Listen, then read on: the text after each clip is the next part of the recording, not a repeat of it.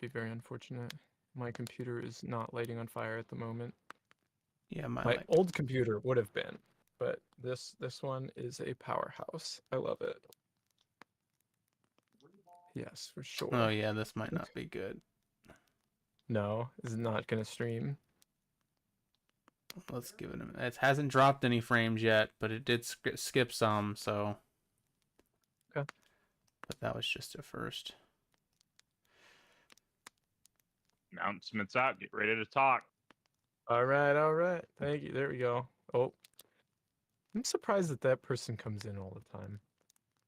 Gravitron, welcome, welcome. We're gonna get going here in a minute.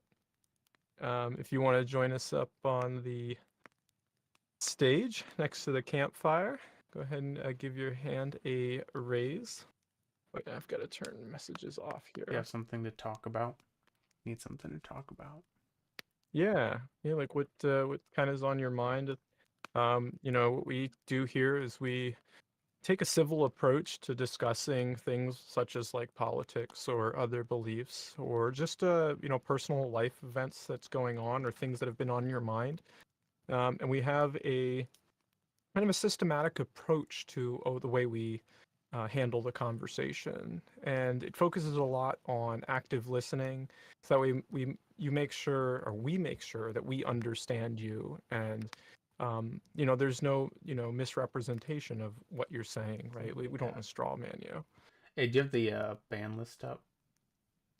I don't, but I know Kaliet, however you say their name is, they're on the list already. Okay, I thought I remembered them. Yeah, I think I even have them muted, so Okay. yeah. What about Gavitron? We good there? Gavitron. Yeah, do you want to bring Gavitron right up? Yeah, let's do it. Yeah. Cool. Welcome. Is Well, it Gavitron? yeah, Gavitron. Yeah. What's Welcome. up? How are you guys? Doing pretty well. Amazing. Yeah. So do you guys do like mostly philosophy? We can, but we're leery of like jargon that the audience might not understand. So just explain, in layman's terms, any philosophical terms that you bring up is really the goal there, and don't make it too complicated. Yeah, and if I I would feel as say like Go if it gets too philosophical, I'll probably pause you for a moment, and I'm not interrupting to be rude, just so that way there's like clear understandings of words. Yeah, I mean, I do have one thing in my mind, but I don't really have I don't really have like a topic in mind really. That's fine. Yeah, what's been on your mind? I don't know. I think like when I look at the world, like I think that everyone has like this baseline. Like I know that people have like basic empathy, but I think that like when people are talking with each other and they like I feel like there's like certain like ways in which we lack like understanding of each other in certain like key ways. Like I feel like a lot of people like try to disregard like other people's like emotions or like what other people are going through, like or try to understand like their position. Like we have this like preset like fiction of someone else, but we like don't really like try to like truly like absorb like the other person's like position. That we don't try to absorb like who they are as a person. Like Yeah. I think that like yeah, I think that like largely like if we had like a like universal like empathy like um metric of like acting in the world, I think the world would be like way better because like a lot of people like they just come in with like these weird notions of like who someone else is, and I feel like that just disables people from being able to truly like understand each other. Like I don't know, I just feel like yeah, I mean it gets more complicated than this. This is like super like a kind of um simple version of what I'm trying to say. But like when I try to like truly try to justify this whole thing, I think like I can get to a point where it's like if you don't empathize with someone enough, you're like technically dehumanizing them, but like we don't have to go there. But yeah, I just think that like the world just generally doesn't have like an empathetic framework. Like we do sometimes, but it's not all the time. and I technically want it to be all the time, but technically idealism. But Yeah, I don't know if I want um, it to be all the time, but I do agree with a lot of what you're saying here. Definitely we have like an empathy issue and things would be better if we took that approach. Sorry, Sushi, I cut you off. Go ahead. No, you're going. Yeah, I was just gonna reflect back to make sure I understood like that, we're not like people in general aren't communicating appropriately and understanding people, and there's a lot of disregard for others' opinions and maybe even perhaps straw manning. Is that what you're saying? yeah, it can be straw manning. It can be not taking full account of like who someone else is. Like Mhm. along those lines. Yeah, that's basically it. I justify this in a lot of ways. Like I justify this sort of thinking a lot of ways. Although there is no universal like ethic, obviously. Um, but I have ways to like justify it. Like I think that like if someone isn't like trying to fully take into account like what the other person is saying at them, I feel like you're not even like listening to them at some points, and then you're like, I don't know. I just feel like there's like this weird like social dynamic where if you ignore someone efficiently or ignore someone enough, um, it'll be like you're like dehumanizing them in a certain way. It sounds a little bit weird to some people, but I don't know. I mean, I can justify it further, but like, um, it might sound wacky to some people. But I've like thought about this for a while, and I think that like majority of people just have like a character of someone else, and Yeah, they I don't don't. actually try to. Oh yeah, Yeah, but actually, what you're saying reminds me of something that I was watching last night, where somebody was like, they have this really uncanny ability that they know what people like think about them without actually like talk. Like it's supposed to be satirical, but like it's the joke is that they have this ability to know what people think about them and that those thoughts are negative without ever speaking to them or asking them or having really any evidence of what they actually think. And I think that like we can kind of do this. Like the thing that we miss is that everything really, as a matter of experiences, is in your mind. Like there is nothing in terms of your own experience that is outside of like your own mind, your own biases and perceptions, and we end up projecting that onto pretty much anything and anybody that we encounter unless we're like really aware of that. And I think empathy can help with that.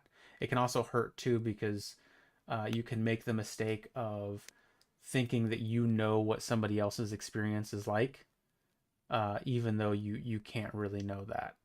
And so that can also the problem with empathy there being that you have to always keep in mind you can't actually get in anybody else's head and feel what they're feeling, though you should try and sort of um, but just keep in mind that it's going to be an approximation. yeah, exactly. You can't know what everyone.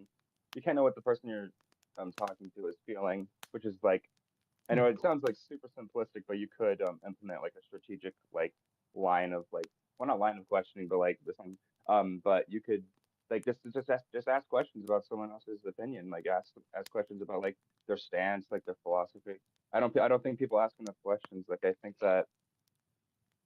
don't know. I think that people like take this character of someone else and then they run with it. And then like I think if someone like I feel like some people when they take like one look at someone like they feel like they know like what they're all about, but I just feel like Yeah, I see I don't something know. stewing in Sushi's mind. So Yeah, I was gonna say, so like Uh, when you find yourself in these situations where perhaps there's like a lot of misunderstanding going on or a disregard for others, like what what kind of do you do with that? Like what do you do with that information? when there's like lack of understanding.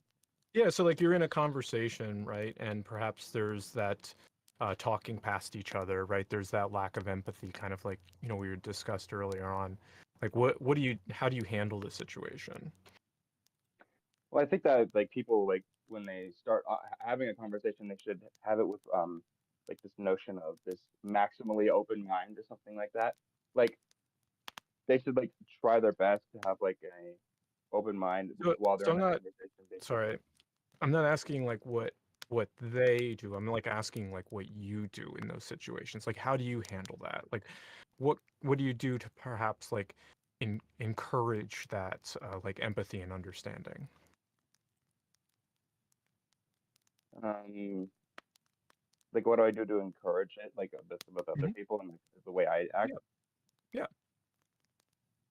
Like usually I would only, well, I basically try to get their entire position and try to ask them there. Like I don't like go in with like a well, I do come in with some assumptions, but I feel like those assumptions would like lead me to a path that isn't like truly like what someone else is like uh, experiencing. And this gets more complicated, but I'm just making it sound super simple. Like, Yeah. and I'm sure I'm explaining it bad too. No, you're doing fine. You got it. Like so sometimes you might like come in with some assumptions. That's kind of what I got from that there. And like is there like more to it? Like like what is it like let's say there's a lot of understanding. What is it like for you to experience that? What is it like for me to experience like understanding then? Yeah. I feel like I feel like I'm actually like um experiencing who this person is.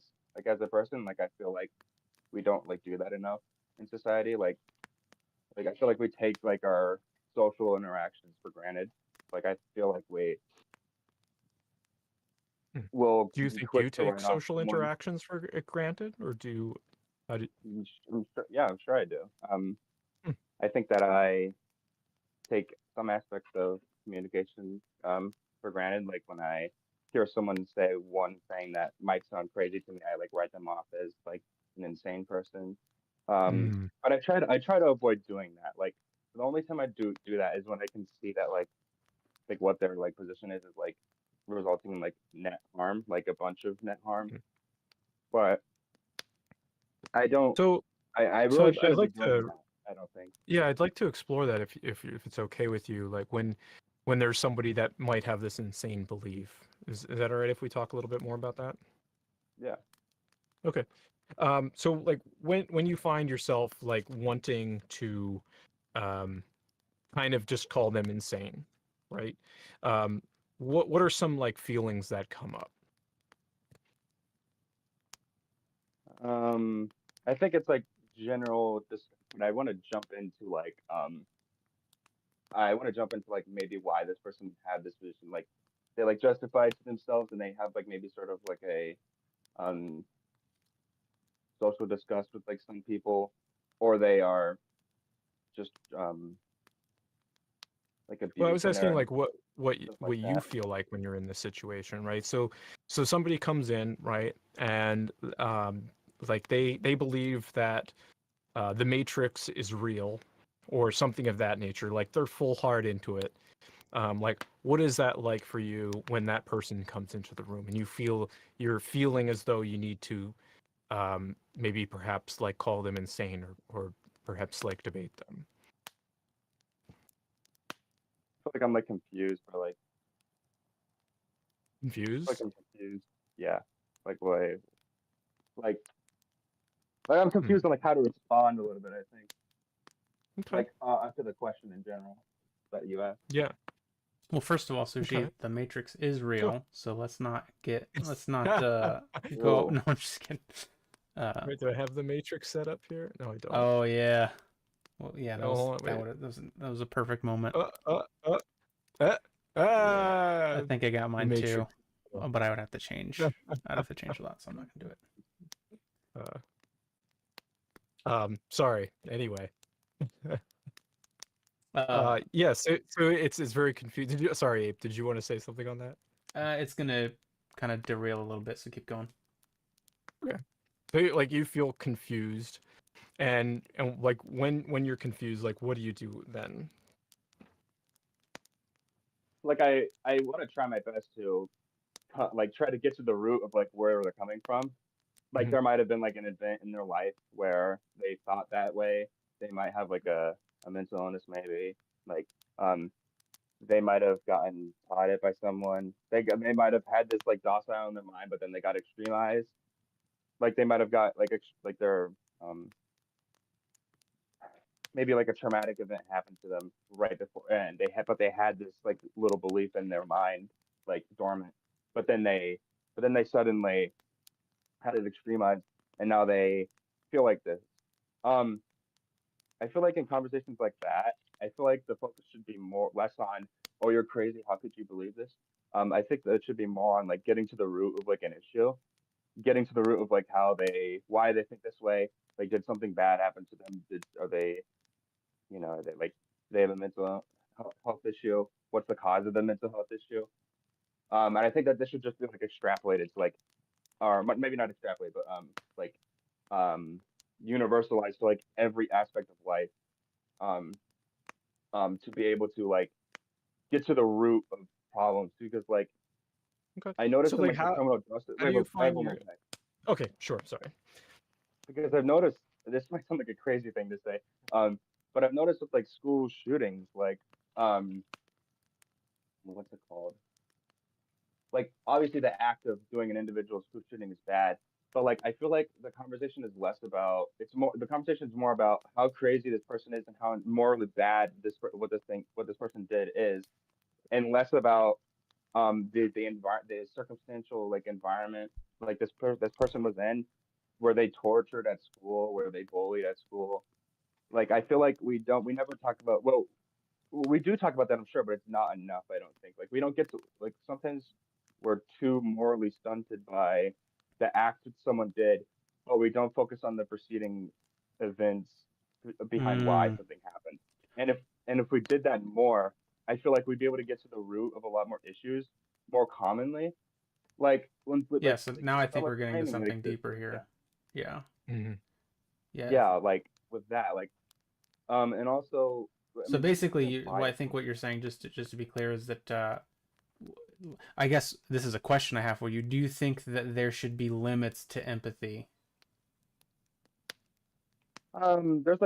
There's like, yeah, like there's only so many things that you can like comprehend about someone else. Like it's not like you can live like vicariously in like an impossible way. Like I don't think that that's possible, but like um I just think that there should be like an over analysis of like every aspect of like every social interaction to be able to better like comprehend why these things happen, comprehend like the framing behind things, um, comprehend like why. Like, well, I'm just repeating myself now, but Okay, like I just feel like we just do this all the time. I Like gotcha.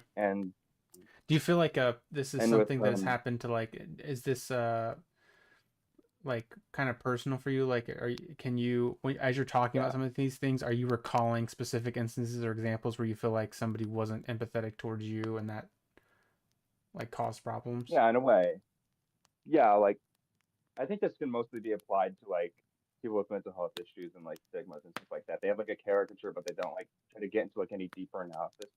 But I feel like this can also be applied to like people in general, because like I said earlier, like there's like a presupposition of like who they are as a person when you first see them, but we don't actually try to get into like the deep rooted um any of the deep rooted nuances of someone's life or nuances of something.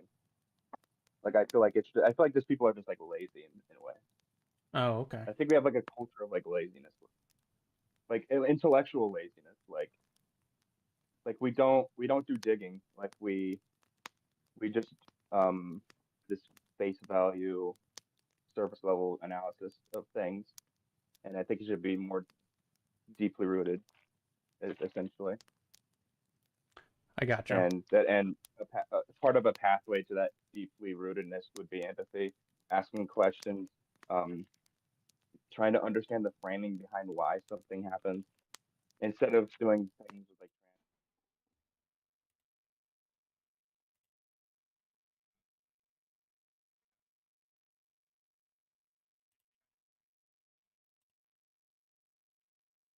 why someone might feel like an outcast, why someone has a certain position, the framing behind a certain position. And then I feel like we take a lot of our social interactions um, a lot less for granted, and we'd be able to more deeply have like an enriched social relationship with a lot of people, because I feel like our social Okay. relationships are so bad, and the culture is so toxic. Like, I got you, Gavatron. um, I do want to go to Some Hobo because they're up here with us now. Hey, Some yeah, Hobo, what's up? Before I could just make one suggestion for you. Sorry, some hobo.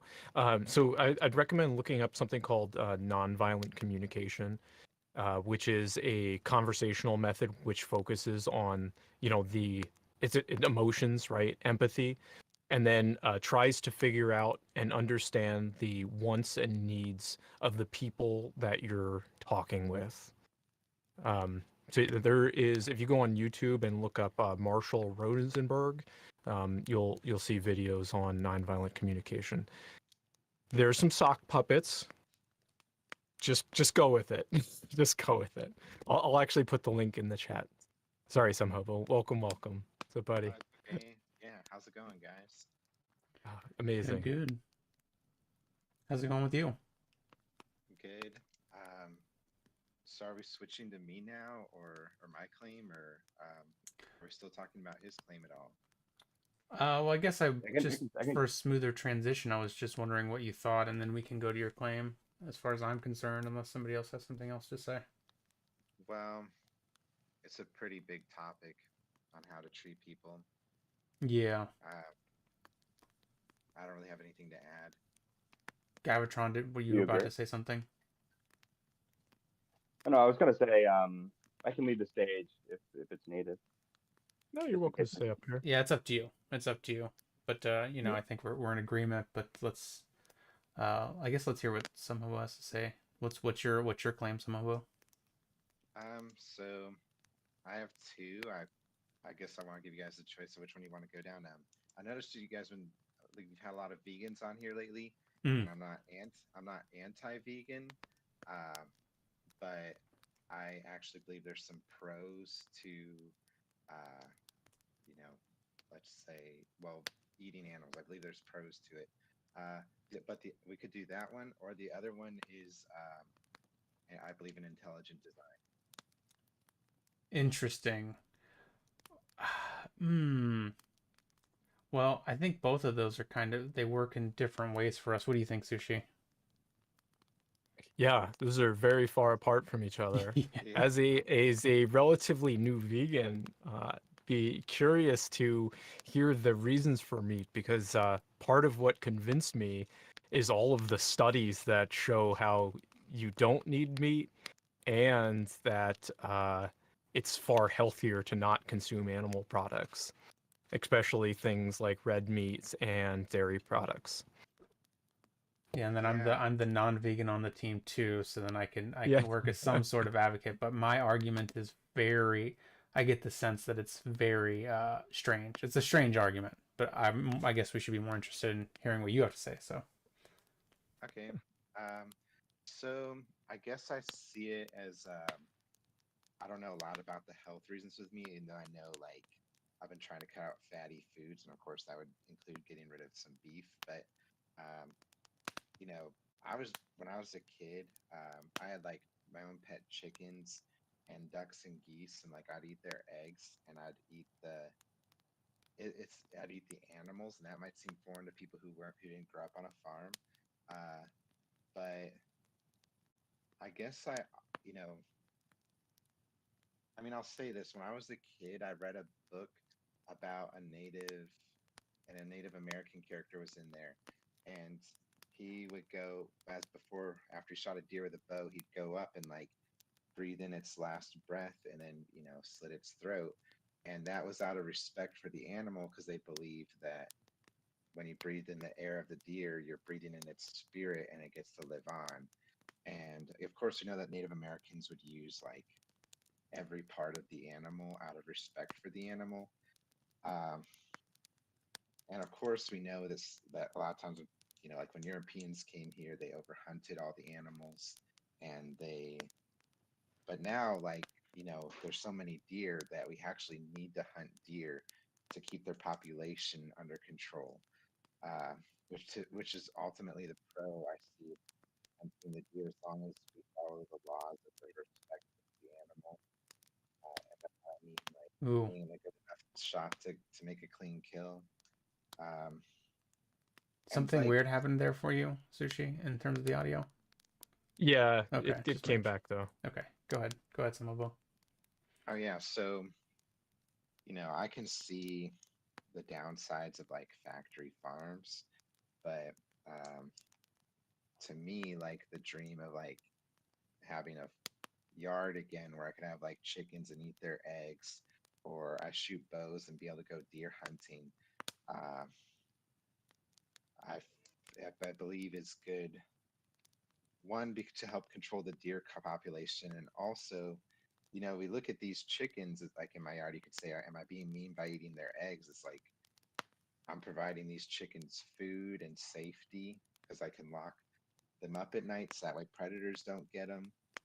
If they get sick, I could get them a vet medicine. Yeah, I like the direction you're taking this, but I am also biased, so I'm gonna sit back on this one. Let Sushi really take the reins here.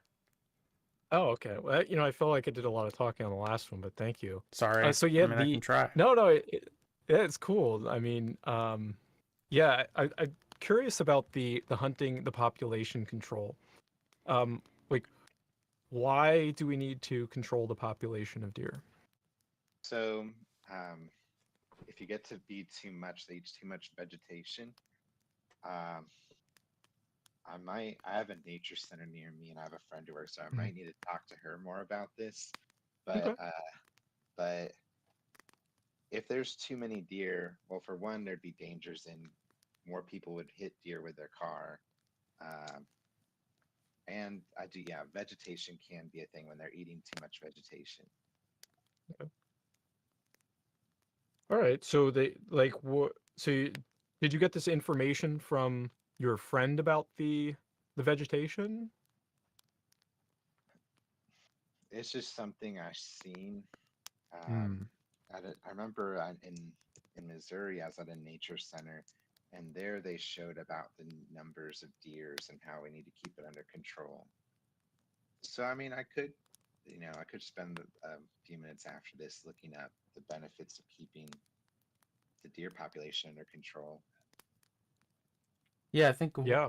something that I'm Go ahead. thinking about that I'm interested. So I've seen like these. It's not gonna solve the deer population problem, but it might solve the safety problem with people hitting the deer. There are these like nature bridges that people will build over highways or roads that I've seen.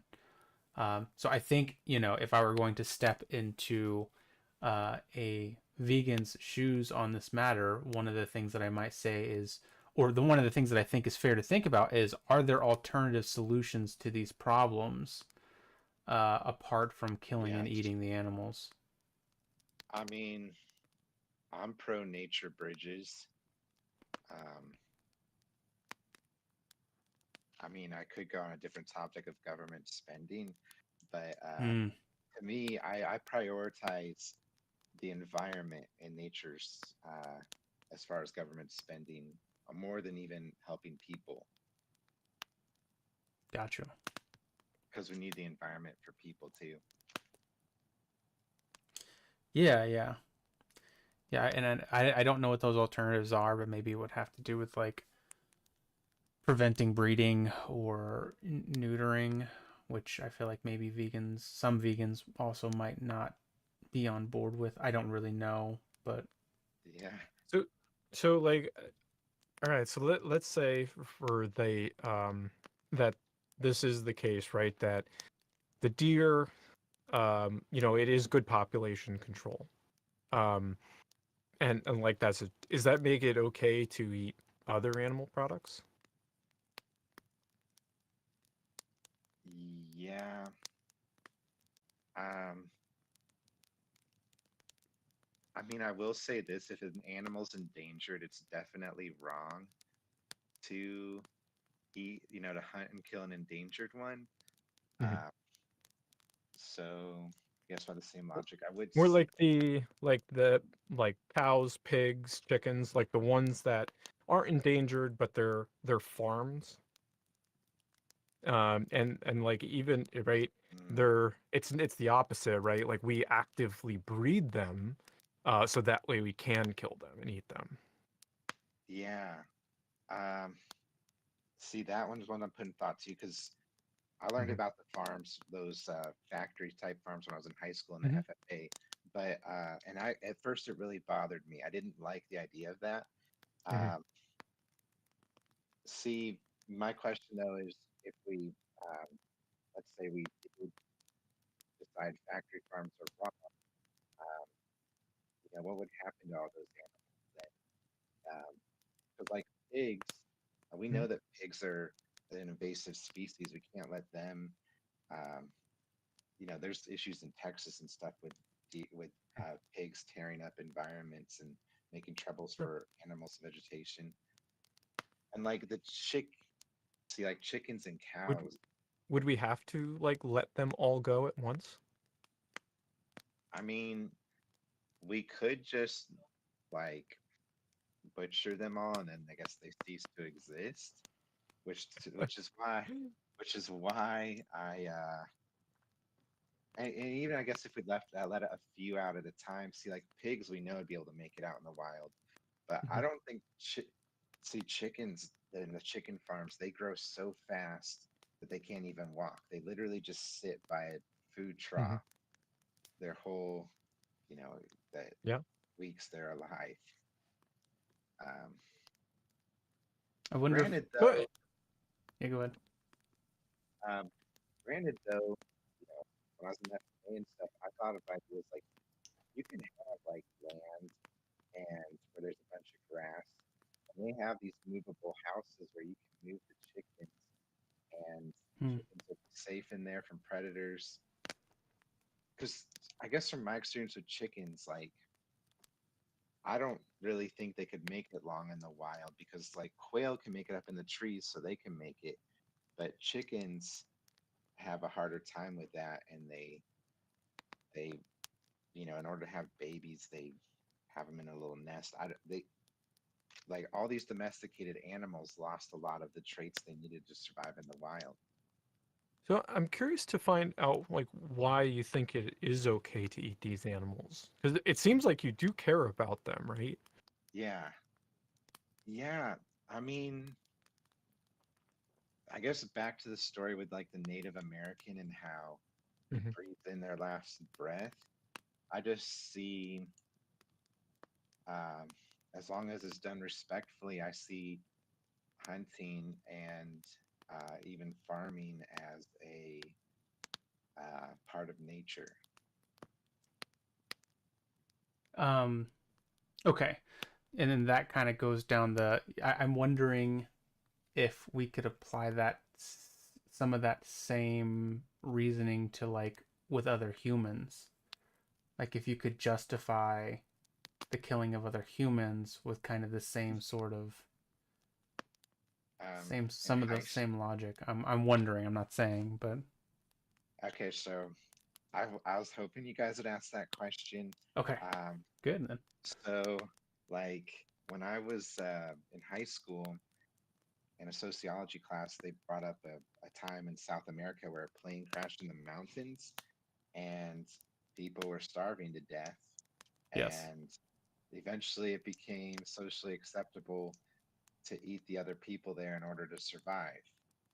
Um, I'm not saying I would resort to cannibalism after a 2 hour hike, but you know, I possibly, if I was in that extreme of example, I might eat people. Okay. And in that extreme, like, yeah, Yeah. But would you farm people? Would you? no, Okay. no, Or if there was um, if people kind of got to the point where they couldn't survive on their own, would you justify, well, providing them shelter, but then again also eating them or their offspring? not to. That would be. I guess we could say that one seems really unnatural, but it's like, why do I see it as unnatural? Like, I think that the I just mean, to sorry, uh, just to add because I'm trying to advocate for other people and their thoughts here too, though again, you know my bias already. I think one of the things that's going to be said is the issue here is that the case that you brought up is an extreme circumstance, whereas on the other hand, it seems like that's not the same scenario with chickens or deer. It's not like people Yeah, are forced to eat them. yeah, and I wouldn't be happy eating the other people, but it'd be more like just this mindset of I'm going to do whatever it takes to survive. Right. If there was a society of people, right, let's say like off in the jungle somewhere where they uh it's totally in their nature to farm humans and eat them, Yeah. what would you think about that? Well, I would be a little bit terrified. Hmm. I definitely wouldn't wander into their neighborhood if I could help it. Uh, yeah, Hmm. to that extreme, yeah. So if there was a society of people, right, that again being in the jungle, but they only eat plants and vegetables, right? And then they came to our society, how do you think they would feel? Yeah, I think they'd feel a bunch of different ways. Hmm. Uh, Do you think they would feel similar to how you would feel if you went into the jungle with the people eating people?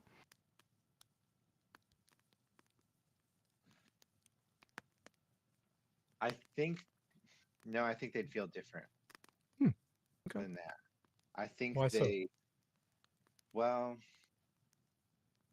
because the reason I feel the way I feel towards them would be I'm aware, oh, these guys might kill me, versus uh, they may not feel that people might kill them.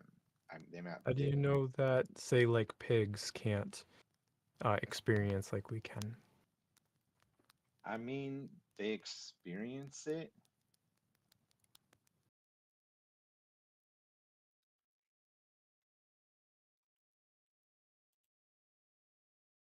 Can I bring up Yep. another way I'm looking at this? Like, Sure. Sure. Well, my you camera's know, decided. Go for it. we know that Homo sapiens came from Africa, and we know that's, one of the most, the most like, the continent with like the most intense predators. And, you know, our, Homo sapiens and then other hominids like had to deal with lions attacking them. And um like I wouldn't see a lion as bad for attacking me. I wouldn't be, like I said, I wouldn't be excited about it. Uh, Granted, though, we killed a lot of lions just because they kill us, but uh, So, like, I'm not sure I quite understood the answer there of like why you believe that pigs can't experience like pain or fear uh, death like we do. I mean, yeah, they definitely experience the fear and the pain. Mhm. Um, I've worked at a chicken factory that did kill the chickens, and I Mhm. saw the kill side. Um, it is done in a very quick way. Mhm. Uh, So, because like the way I saw that they did it was they let water run down it. It's hanging upside down. The water runs down it, and then they electrocute it. So it's just like Mhm. fast. I'm curious to know what that was. Sorry, Abe, did you have a question? Well, go ahead with yours. I was gonna say like what I'm really curious to know what that experience was like being and seeing like animals like continuously like killed or treated however they're treated. Yeah. So um, the manager, when I was being trained, the manager did make it very clear uh, when we are.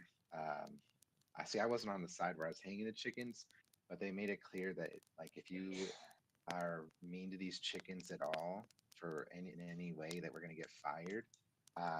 But it normalized it more to me to be in that way.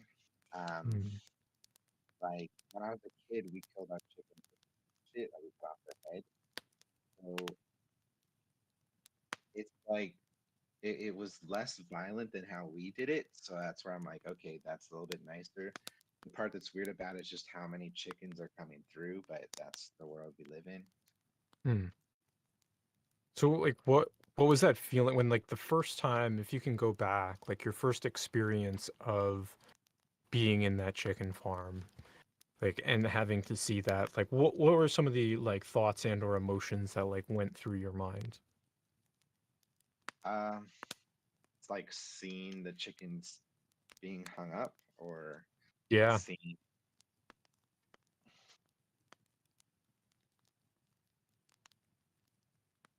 it. See, I didn't really feel at first it might have been like, oh, this is like there's part of it wondered is wrong, but then it became normalized to where I just saw like I was on the side where So like can you see my screen share? yes, So okay, there's like this feelings wheel, right? If you had to like if you had to pick like a couple of feelings or even just one of like what you felt like the first time you saw something like that. um, So like the inner one is like the core emotions, and then like as you go out, they get like more descriptive of what the emotions are that we experience. so maybe a little bit of shock, but not a lot of Oh, shock. okay. Some shock. Anything else? Mm,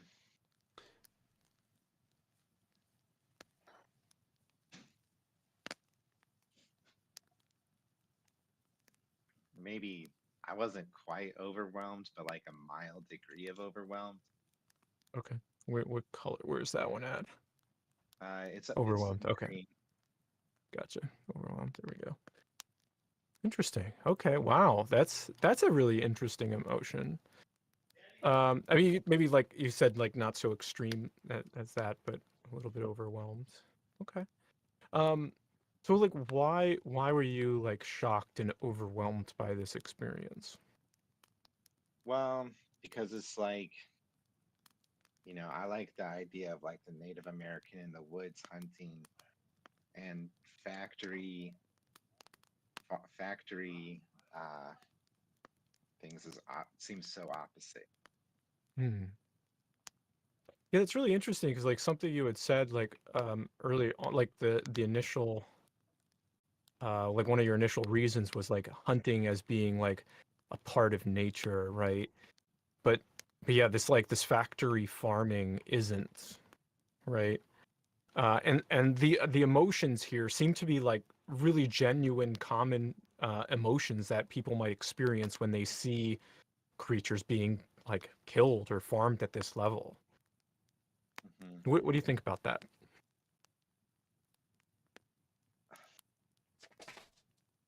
Yeah, I mean,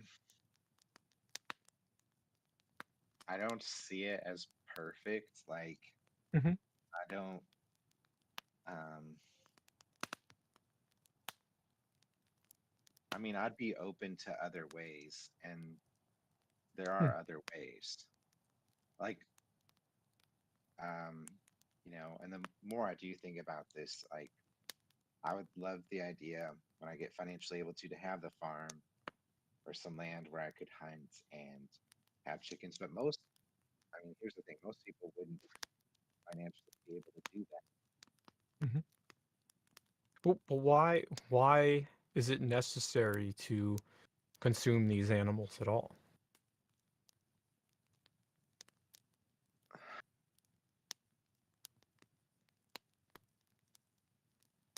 Hmm. It may not be necessary. Um, I will say this. I do like I looked up about dogs and cats. Like dogs can actually, there's dogs that may not know if you can diet, um, but there's cats cannot. Cats need like the protein. So even But if what about humans? I don't know if we need to, Hmm. I do Would you be know. open to changing your mind on that?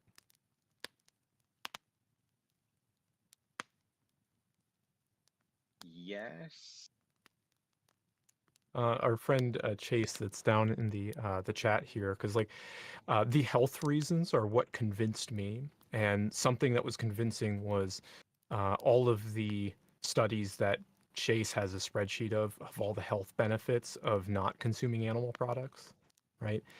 And I tried to find the counter studies that go against it, and they're very few and far between, and they're really terrible studies.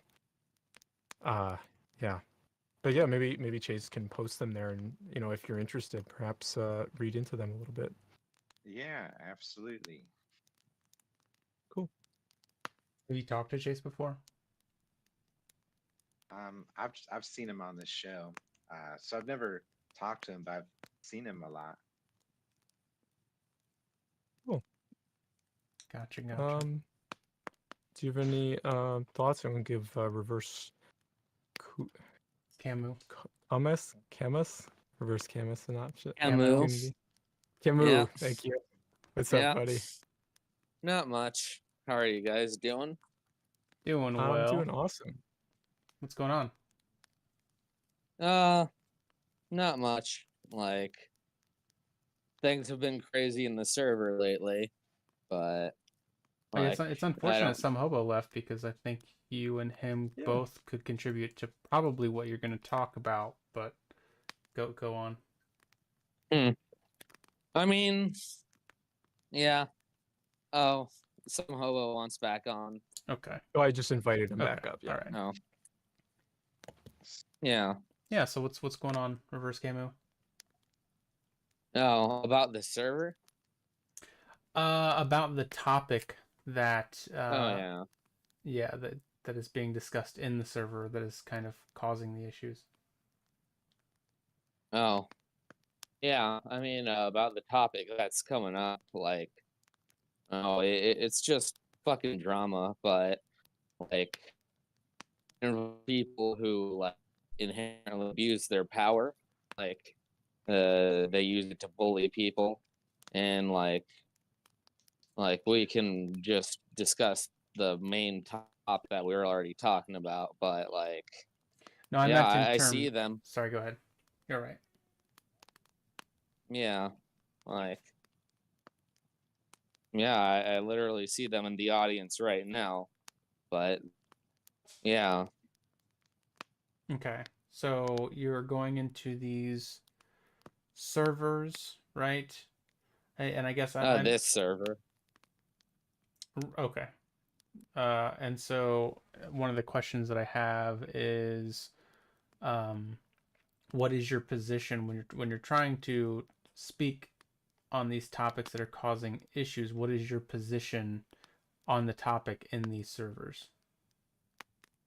Oh yeah. I mean, the main one, like, we've mostly come to agree to disagree, but some people just, I don't know, they are negatively they negatively take my opinion as being a theist. Like, of course, like, the classic disagreement, like, there can either be gods or no god, and I've picked my position. Other people have picked theirs, and I'm usually fine with agreeing to disagree unless when foul play is afoot. Yeah, and that's why I wanted some hobo up here, because the other claim that they were talking about is related to this too. So I'm wondering if we could get into the nuance of what happened by first starting with the topic, which is theism or intelligent design. Is that okay? Oh yeah, intelligent design. Yeah. That would be a good way to like get into this. Awesome. So I guess I'm interested to hear both of you what your confidence levels are on this claim. 100%. 100%. And sorry, because I didn't, just to clarify, is the position somehow that like the universe was intelligently designed, or is it something different? How would you word it?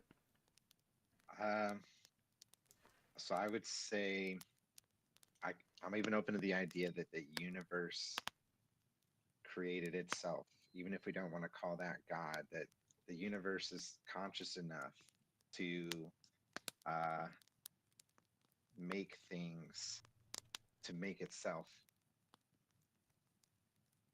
Okay. Okay. Hmm. So I think I'm also interested in a different approach than I think these conversations usually go. What is your early experience with this belief? Like, when can you first recall believing this thing? And can you kind of like paint that picture for me? Just the earliest you can remember and kind of what was going on at the time. Maybe you were speaking to somebody. Where were you? Do you want to go first, Reverse or Joey? Oh. Yeah. Just a quick clarification. Are you also 100% confident on the claim? From my personal perspective, I don't Yep. see any other way since I'm a theist. Okay. Like, Gotcha. yeah. Oh, Sorry, But go ahead. did I ask? yeah. Sorry, did Reverse just answer their confidence level there and I missed it? Sorry. Yeah. What was it? Mhm. Is it 100? 100. Yeah. Okay. Okay, gotcha. Yeah, I just have to be by definition. I'm gonna have everything in the mural board, Ape, if you want to pull it up. Okay. Okay, yeah, so earliest memory, Reverse Camus. Earliest memory. Yeah, Ooh. with this belief or having this belief. If you can remember adopting the belief, that might be the best, but if not, just earliest time you can recall having it and what was going on. Well, it was a hard sell for me. Like, honestly, just you asking for my clarification there as to my percentage. Like, I was gonna go lower than some hobo, but then I thought about it, and I'm like, that, whatever other people believe, like, if there's like this, what you want to call it, like this divine force, this elan vital, like, all things would have to spring from that. It would have to be intelligent enough to create everything. Otherwise, you get like the alternative position that things just kind of happened. I wouldn't randomly. That's kind of a wrong way to characterize it, but it's like this ordering from like chaos to order. Could you just really quickly break down the phrase elan vital for me, for us? Yeah. It's this philosophy by a philosopher, of course, named Henry Bergson. I think I've talked about this before, but basically, it's almost easier to describe as a philosophical framework. Like, let's see. Like, oh yeah, I explained this before. Like, instead of just like focusing on Darwinian evolution, where like, oh, the end all be all is what genes you pass on.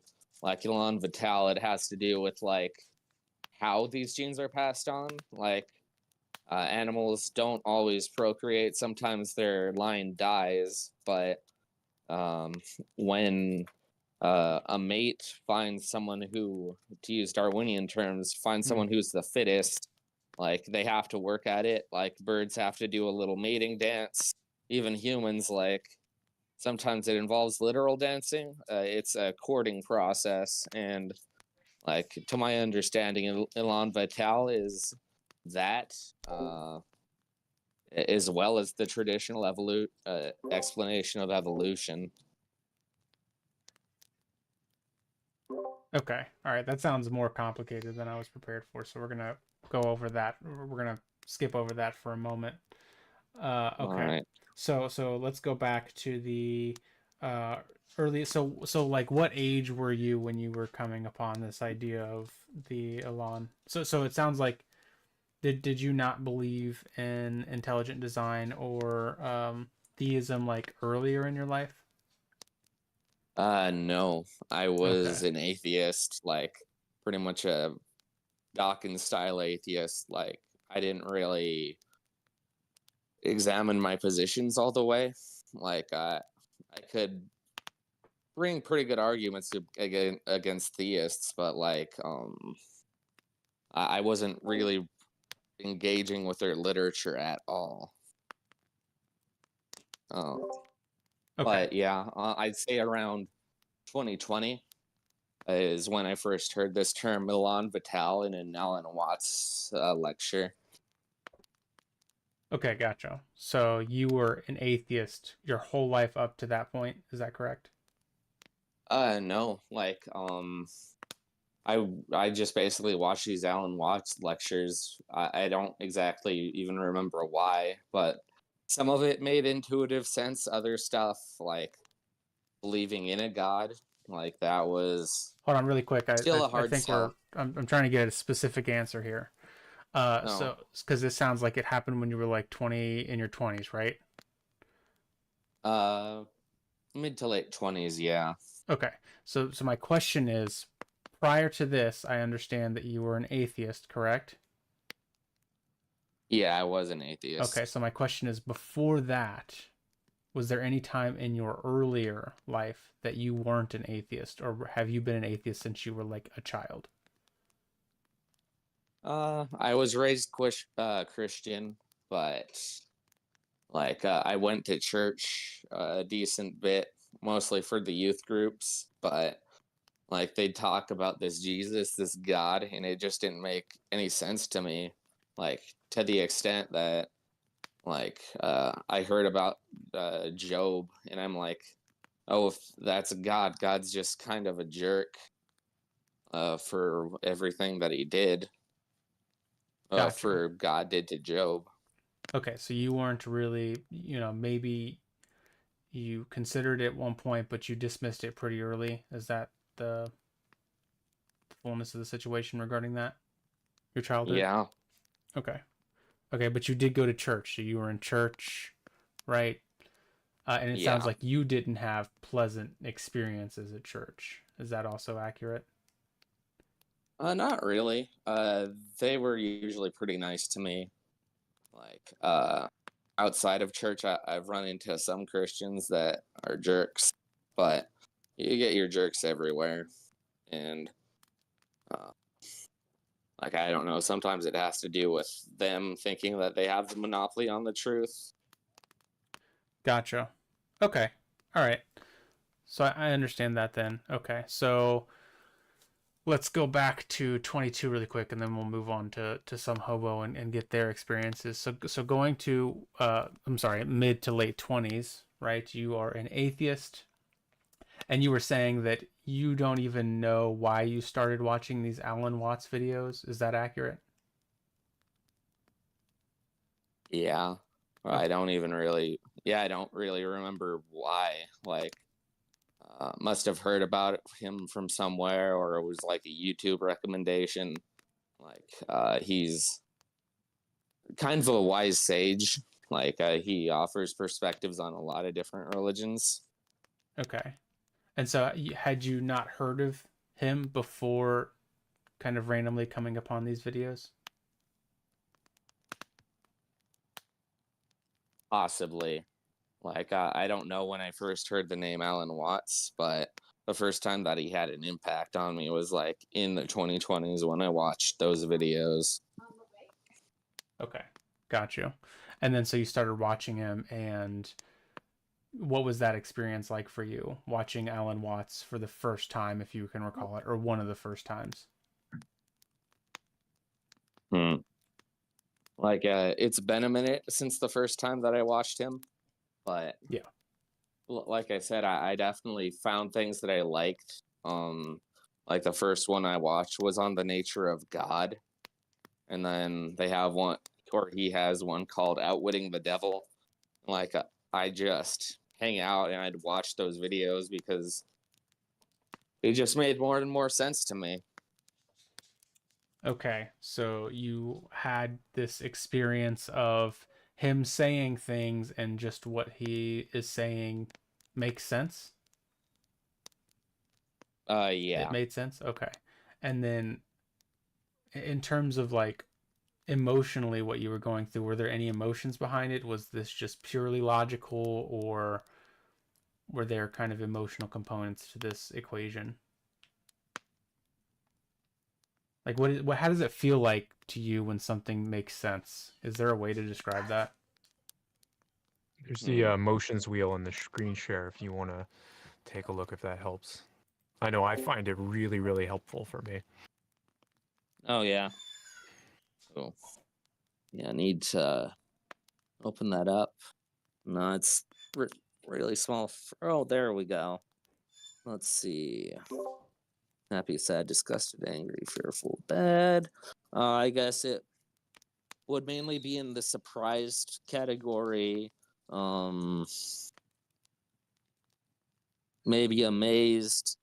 Can't say I was startled. And awe and astonished. Let's see. Astonished. I'm not sure I was in awe or astonished. Like Oh, I okay. said at first, I just kind of humored it.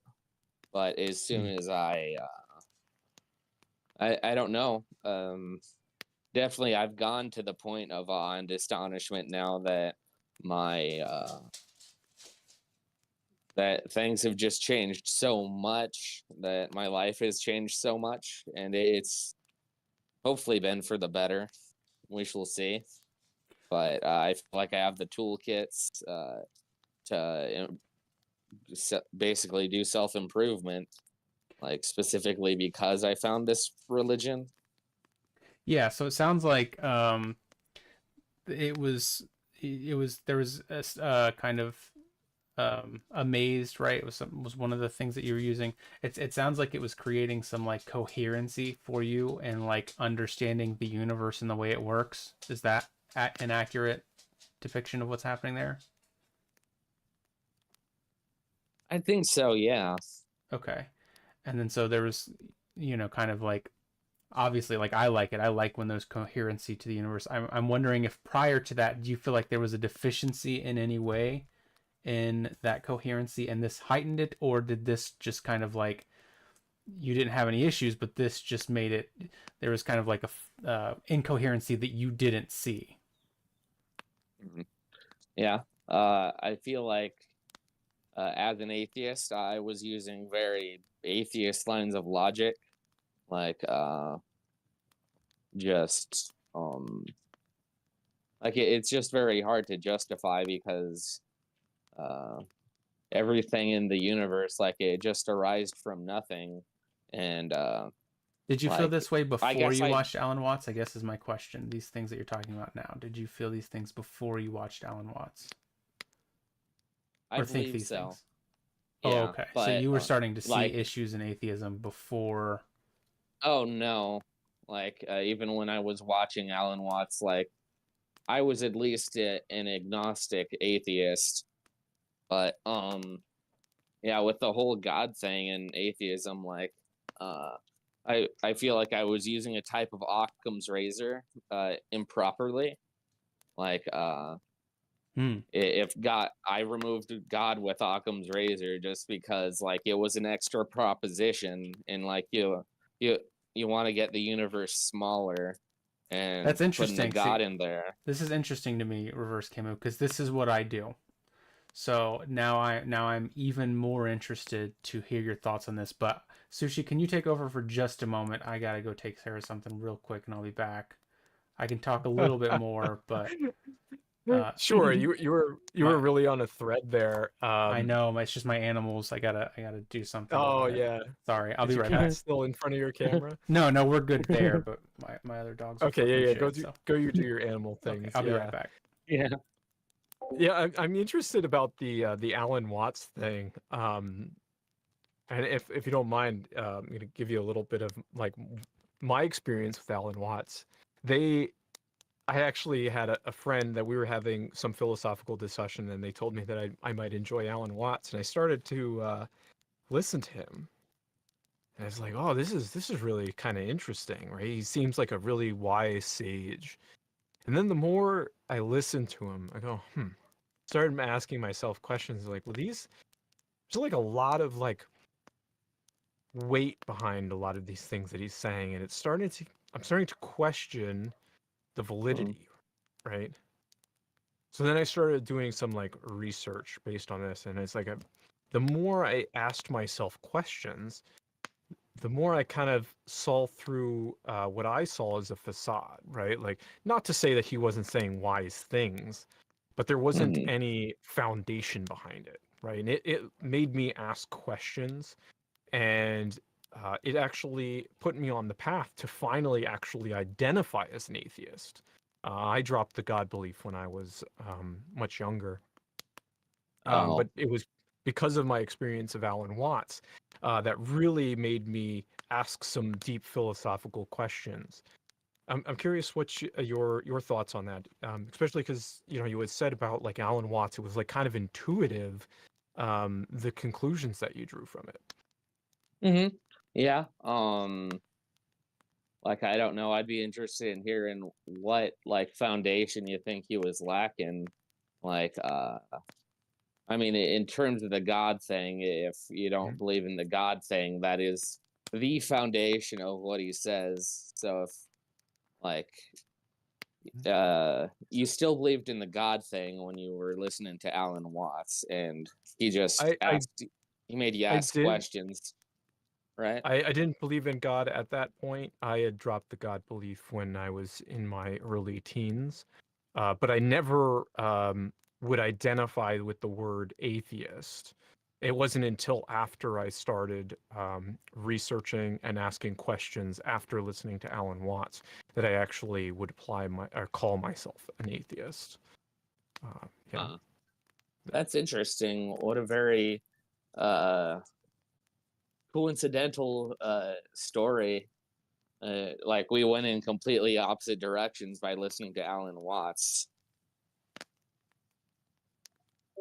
But Yeah, what and was that's like part of the reason I tell this story is because you said it's intuitive, and or it for became me, intuitive after a while okay, of looking into this. okay, so like when like my intuition right led me to ask questions, and when I sought to answer those questions, there was a lot of gaps in the logic Mm. and the evidence behind a lot of what he was saying, right? Mm-hmm.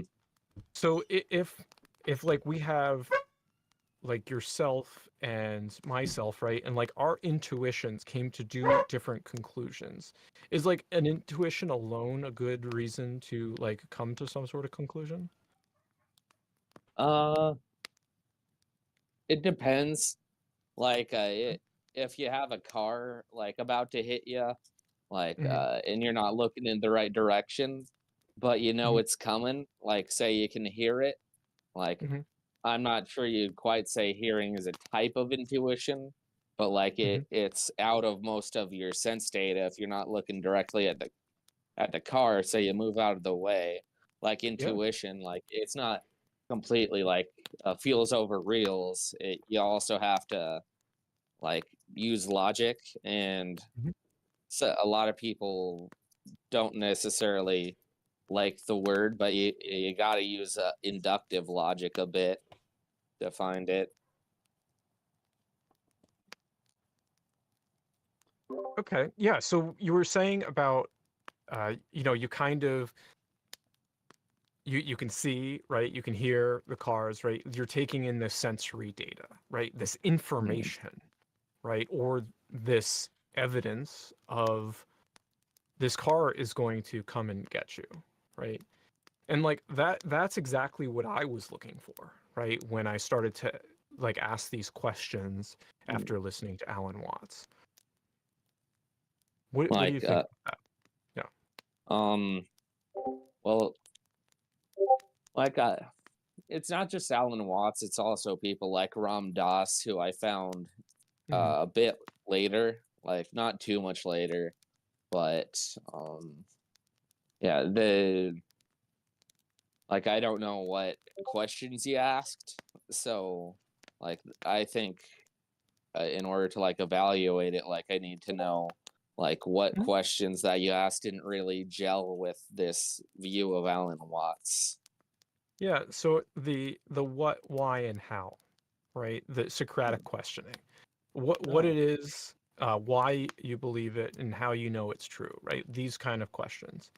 So like as I looked in, right, I asked myself, okay, like why do I think that perhaps the universe was created, or that it was created from out of nothing, right? When it's like, well, well, actually, I heard it from other people, right? It was a part of my upbringing. I'm like, huh, well, I know people lie. So like I started asking more questions, like wonder if there is a way that I can figure out the answers to those questions, right? And Mhm. there's lots of different explanations of how the universe came to be. And one of those answers is that it's always been, right? And like there's lots of different explanations, but there's no one that can, have that sensory data that or that has significant, evidence to support any of the conclusions, right? Yeah, I get that. Mhm. Mhm. Like personally, like I'm not super into this steady state idea, the idea that the universe has always existed, like due to the second law of thermodynamics. As far as I understand it, like eventually we're gonna reach entropy, and if we're going back an infinite amount beforehand, like we would have entropied before we got to this very moment, which, but I consider the Big Bang like maybe you can say there was a Big Bang before that, or in a Big Bang before that, but Mhm. as far as like sense data and even going further than that, whatever math they did to like reverse to like this infinitely dense hot point, like that is all we can really perceive. Even Stephen Hawking was like, you can't unreverse from a singularity. Like you'd have to know where it was coming from, so the math just doesn't really work out. So Yeah. Yeah, like that's what it I'm just saying, leaves right? the Like, question: is did Mhm. something create it, an uncaused cause, which that it stops there, no more like infinite regressions, or if it just happened to quantum fluctuation or whatever reason the Big Bang happened. Mhm. Yeah, so like So it, these same questions are good questions, right? Like, and I drew an I don't know from any of those, right? Like I don't know which one of those or if any of them are correct, right? hmm, And in the yeah, same sense, like we can apply that same exact logic to like the creator, right? But like for somebody who believes it, like yourself, like I would ask you, like, why are you so confident? Do you have those answers? Like, are you 100% certain, like that it really did go that way? Like, do you have that information? I don't have the exact information, but Hmm. um, unfortunately, one thing that I learned from debating these things is pretty much everybody has to start from an axiom. And like if you're a theist, like your axiom has to be at first God, but then like if you move like the syllogism forward, like Hmm. it uh like the only way I can phrase it is like God exists, yada yada yada. Therefore, God exists. It's totally singular reasoning, but like atheists have to do that too. Like start from the proposition that God doesn't exist, and then they can justify it with however many P1, P2, whatever they want. But like at the end of the day, you're using the line of logic that you were using to find your conclusion, which is, of course, begging Sure. the question. Everybody does it, unfortunately. And like I've come to accept that. Just I signed a card saying that I'm a Baha'i now. For better or for worse, I accept, as far as I know, everything that I've seen from it. So oh, go ahead, Abe. Yeah, I you've been just at this for a bit. well, and it's going to be a bit of a backtrack, and you might have already talked about this, but just for my own sake, the part that I'm interested in is you said you were using Occam's razor, right, originally, and then so Uh, what? in an unintentional way, Oh, but okay, yeah. okay, and then so. And then, did you say what you thought ultimately? What was the issue here with using Occam's razor in this way? Um, well, sometimes you just apply it unneedingly. Like, Sure. if you have a syllogism that is both logical and sound, like you can demonstrate it from syllogism to syllogism. Like, using Occam's razor like is pointless because like you've obviously demonstrated how these different propositions go from one to another to a conclusion. So like I wouldn't use Occam's razor right there. And for me, like this God thing, I'd say it's a brute fact. It has to be, if I like, at least from my perspective, because like God exists, in my opinion, and that makes it a brute fact from my perspective. Kind of repeated myself though, but Okay. you see what I mean. Yeah, and I want to give Sushi a chance to talk, and then I'm interested in what Some Hobo has to say too. So, but I guess one final thing, because I think this is going to end up kind of where our last conversation ended. Something that I think about, and again, we can have the fuller discussion too. But what I think Yeah, about is the Tic Tacs. yes, yeah. And so my brain's a little bit more prepared for this conversation again. Is your brain not prepared? Oh yes, yeah. Okay, good. So you remember it well then. Yeah, like Yeah. I understand the dynamic of something is either true or it's not true, right? But Mhm. layered beneath that is human belief, right? This is to me a different or separate matter than whether or not we accept or reject either of those as true. Because otherwise you miss the false dichotomy there. It's not a false dichotomy to say that something is true or not true, but it is a false dichotomy to say that you either have to believe the thing or you have to believe the opposite of the thing. It seems to Uh-huh. me that there Yeah. is the third option there where you say I don't actually believe either of the things. Oh yeah. Uh, It's I'd like to be. It's just interesting though, like the binary that I keep on bringing up. It's atheist and theist. Like, it's hard to find something right in between that. It's like you can almost apply the law of excluded middle there. well, in philosophy, there is the middle. The agnostic is the middle, but unfortunately, we don't use that vernacular in the atheist community. Correctly, quote unquote. I'm not obviously people are open to use it anyway, but I would say that the agnostic is the third position. It's just not well understood. Hmm. Yeah, it's like you got two like binaries there, and in between that is like an infinite set in between those. Like you can be an agnostic theist, you can be That's an true. agnostic atheist, like, Yeah. but So and then with it, sorry, go ahead.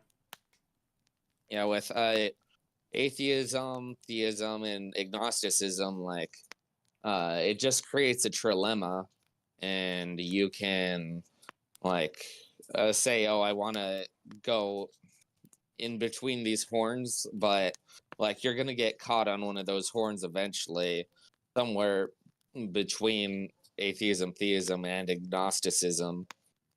What is the horn for agnosticism? I'm curious. Uh Agnosticism, that would be like right in the middle horn.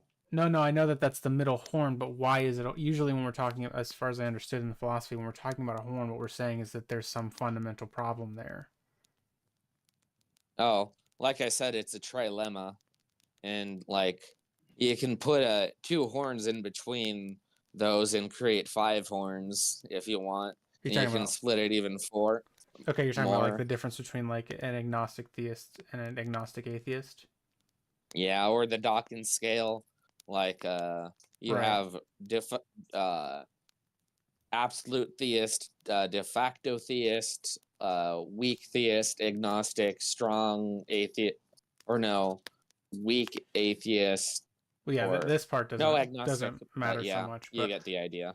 yeah. So I guess the final question I have for you, and we can move on from here, is, are there other thing? Oh well, no, this isn't going to apply to you. I guess this is just a statement then.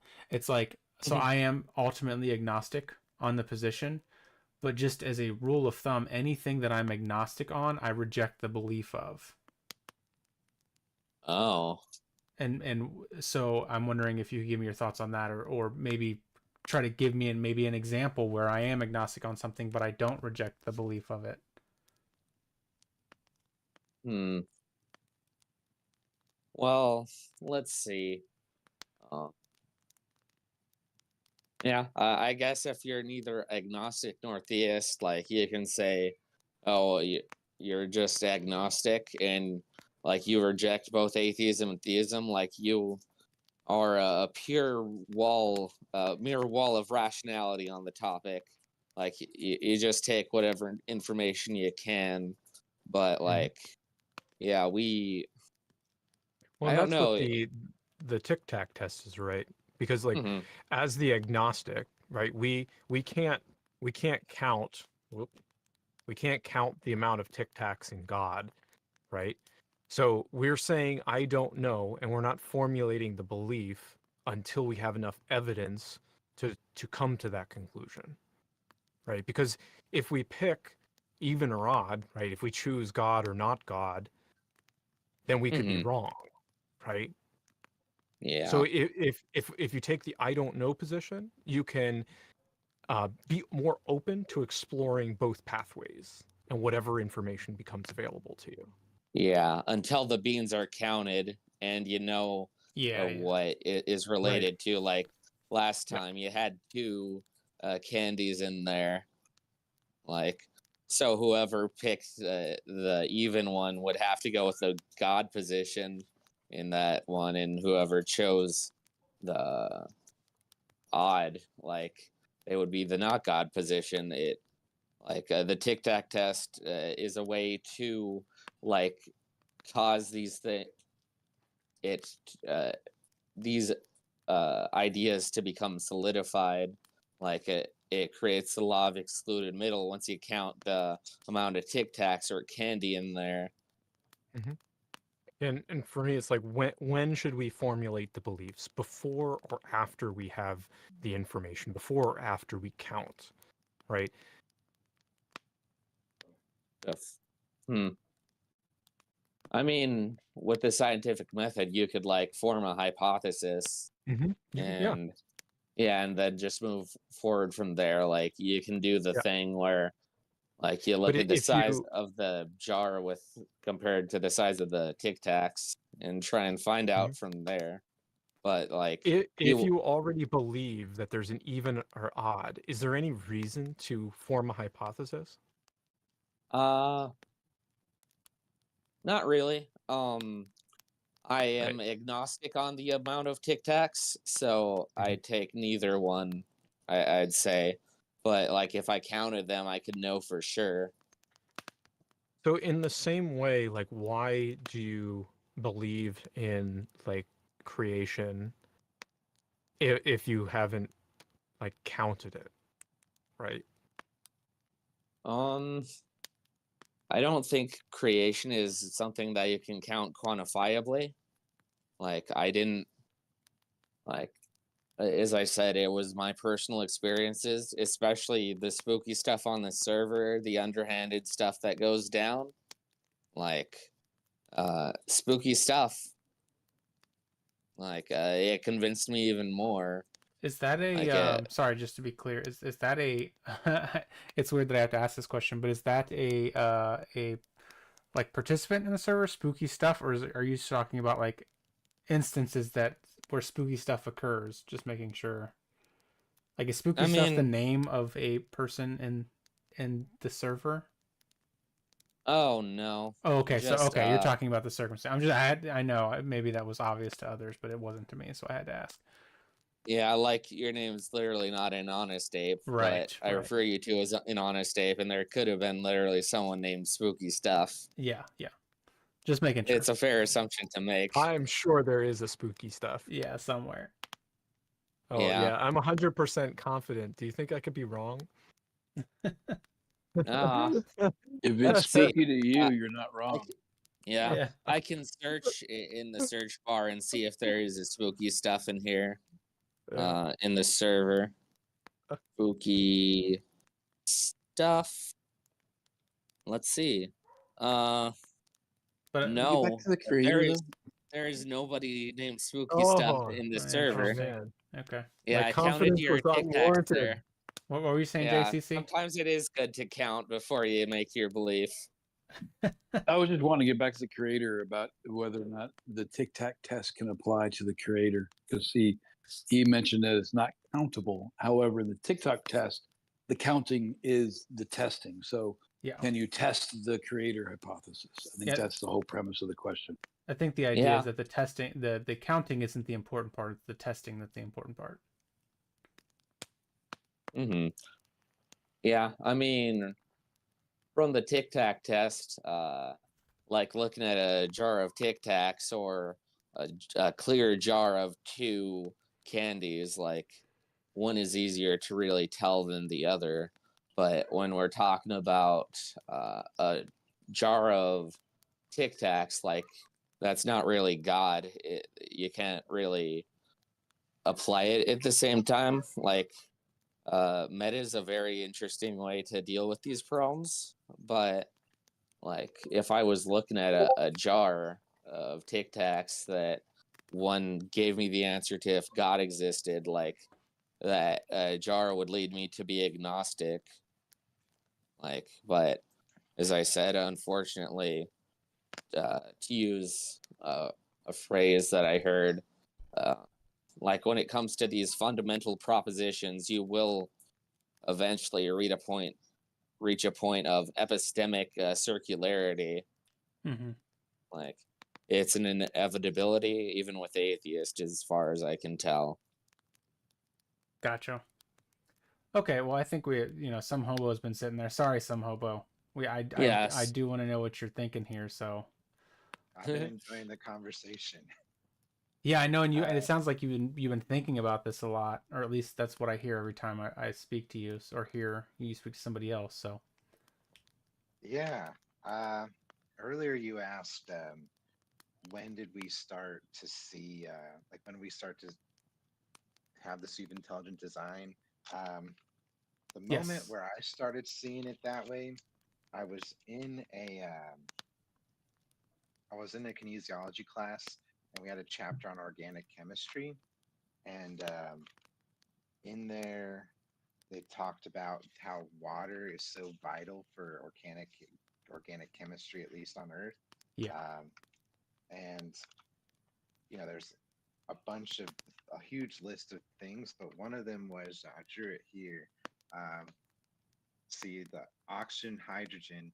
So hydrogen, of course, is 1 electron, 1 proton, and the fact that there's 2 nucleuses on this side makes a water molecule positive on this side, and then since there's so many electrons on this side, it's negative on that side. Yeah. Which causes water to be both cohesive and adhesive. It sticks to itself, which makes surface tension, and then things attached to it, which makes it the world's greatest solvent, which makes it so that way our bodies can do organic chemistry. And there's a bunch more reasons like that.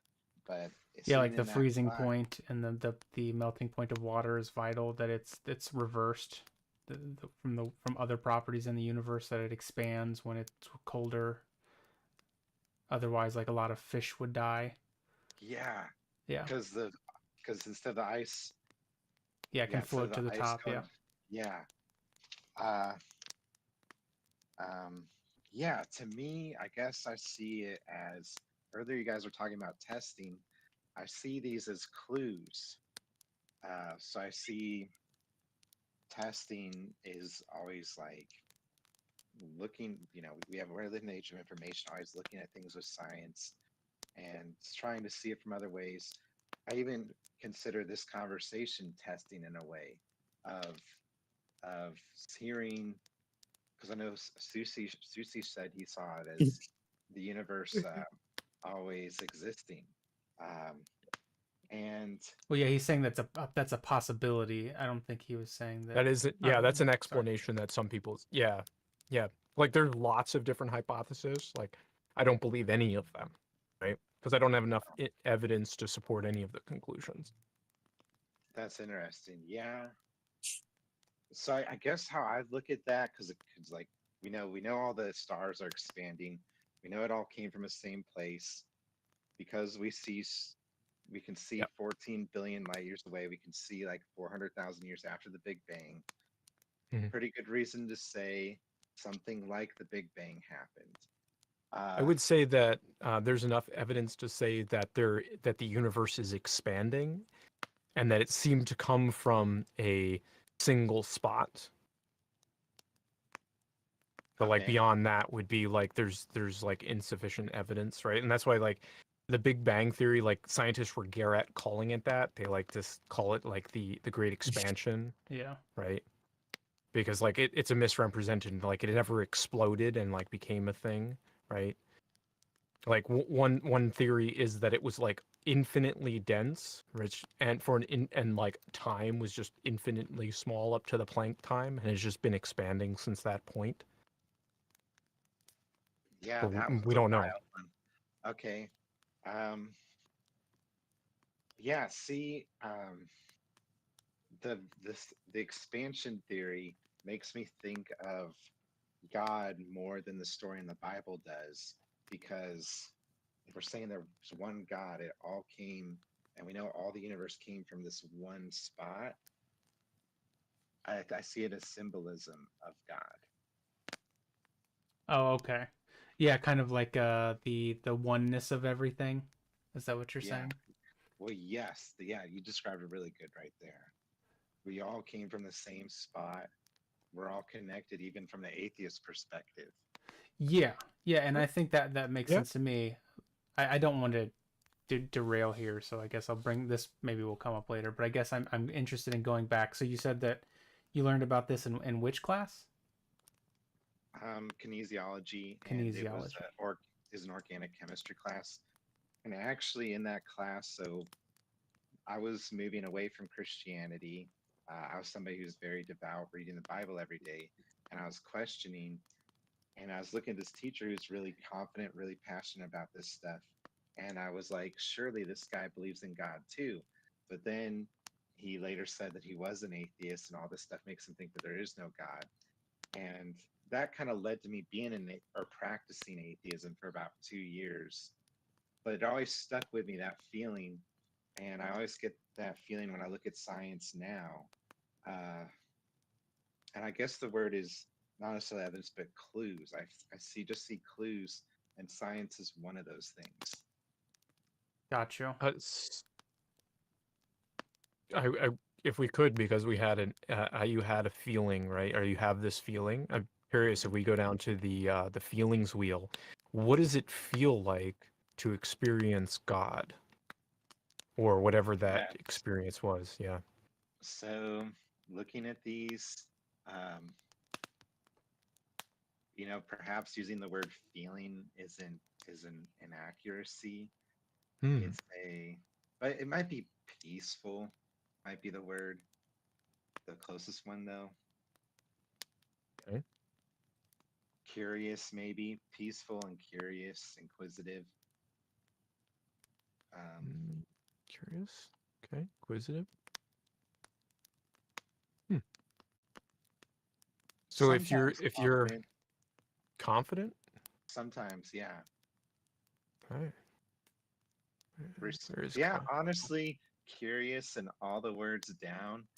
Man, that orange under happy on the outside, all those words really get that. Yeah, loving, thankful, sensitive. Honestly, that part of the pie Whole thing. chart, like really, really courageous, valued. All those really describe it really well. So happy. Yes, yes, So yes, yes. okay. So if you're feeling happy, that is God. Not necessarily. Okay. Um, It's just like what it feels like when you experience God. yeah. Okay. All right. Sorry. Go ahead. Well, I guess just to keep on the same line of discussion here, is this like so it made you happy? I'm wondering if there are thoughts behind this. I could attempt to guess what they are, but can you remember as you're kind of feeling these things of, you said being thankful, let's start there. Where do you think that feeling of thankfulness is coming from when as you're learning these things? Yeah, I mean, well, the thankfulness might come from even even coming from the perspective of there's no God. I still would feel thankful at this point for even existing. Mm. Is there The fact anything? that, Sorry, go ahead. well, now you go ahead. I forgot. Oh no, I'm sorry. I It's hate okay. that happened.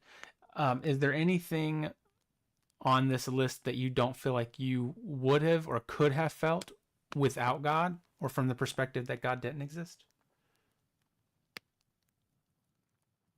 Um, wait, can you say that? Ask that again. Is there anything on this list that you were feeling that you don't think you could have felt if you were learning about these things and kind of coming from the perspective that God didn't exist? Um, well, that day with when my teacher said he is an atheist, I did feel really sad. Uh, Hmm. yeah, probably like isolated, abandoned, lonely. Interesting. So, Yeah. okay, so I originally asked the question, is there anything that you couldn't have felt in the happy category without God? And you answered this new emotion. I'm wondering if there really was.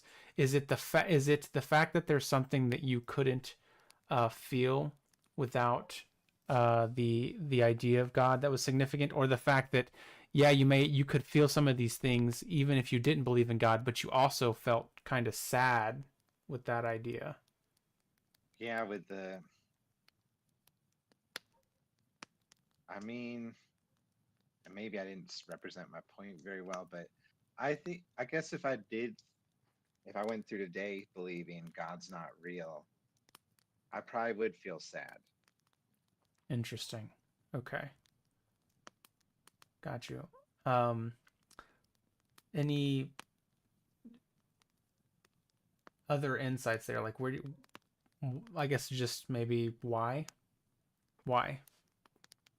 I don't know if that's not a very good question, but I don't know a better way to ask it. I It's think very it, Socratic. I, I failed, I I know, think, okay, but I'm hoping some hobo can help me out here. I think I feel this feeling of things happen for a reason. Like we are here, like right now, this conversation is for a reason. So purpose, it seems like you Yeah, would not have that sense of maybe purpose or meaning behind things if it yeah, weren't that. because when I was an atheist, I was a nihilist, Mm. Do and then you I switched to agnostic, where I was more of hedonistic, which means that I think the purpose of life is pleasure. But uh, but when I believe in God, I think there is purpose. I guess I'm existentialist then. have you ever talked to an atheist who did view themselves as having purpose or there being meaning Yes. behind things? Okay. And then also not being nihilistic. Why do you think, if you could venture a guess, is there any way that you could accurately guess maybe how they do that? I always find it amazing, and I tell them that I find it amazing when they do that, just because of my experience. But I see, some of them say since this is all we have, I know that they can be very humanitarian or charitable because they want to um, leave this place better than they found it. It's kind of funny. I think atheists see the point because they believe this is the only life. They see that there's a point to making this earth as good as we can. Yeah, I think we've kind of had that discussion or something along those lines in chat, right? I think we were talking about my career, and you were very surprised that as an atheist, I would do the work that I do. Yeah, or that you're able to, because I don't know if I'd be able to, but but I Yeah. think You know what? So like so for those in the audience that don't know, I'm a behavior health technician. I do therapy for kids primarily on the autism spectrum. But yes, so it can be very challenging. And one of the schools I was at, there was this very devout Christian that they shouldn't have been in the emotional support room or the autistic support room. Like she was she lost her shit way too easy. And it bothered me a lot, actually. And I ended up having to report her because she would like do stuff like such as like pulling the kid off the toilet, right? Because he was spending too much time on it. And like, and it's like, I don't see any correlation with a belief system, well, with a God belief as being a good or bad person, right? Like people of whether God believer or not have done good and bad things, right? Each have. Yeah, and I think probably yeah, they would agree. Yeah, I don't want to speak for both of you. Sorry, go ahead, Samhabu.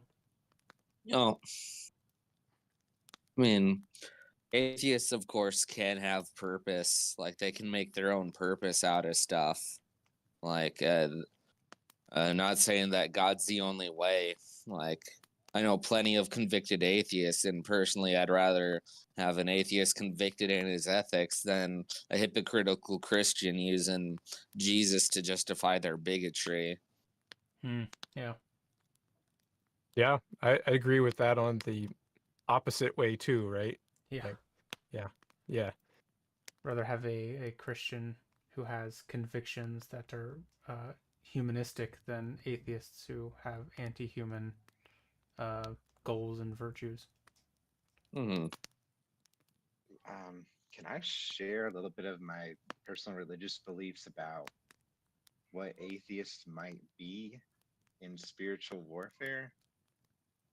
That sounds like it could be Yeah, interesting. I'm curious what you mean by that. Yeah. Yeah.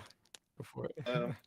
I with intelligent design, like that's one of the layers of my belief in God. Like I fall back and I'm like, okay, the universe itself has to be at least a little conscious to make this happen.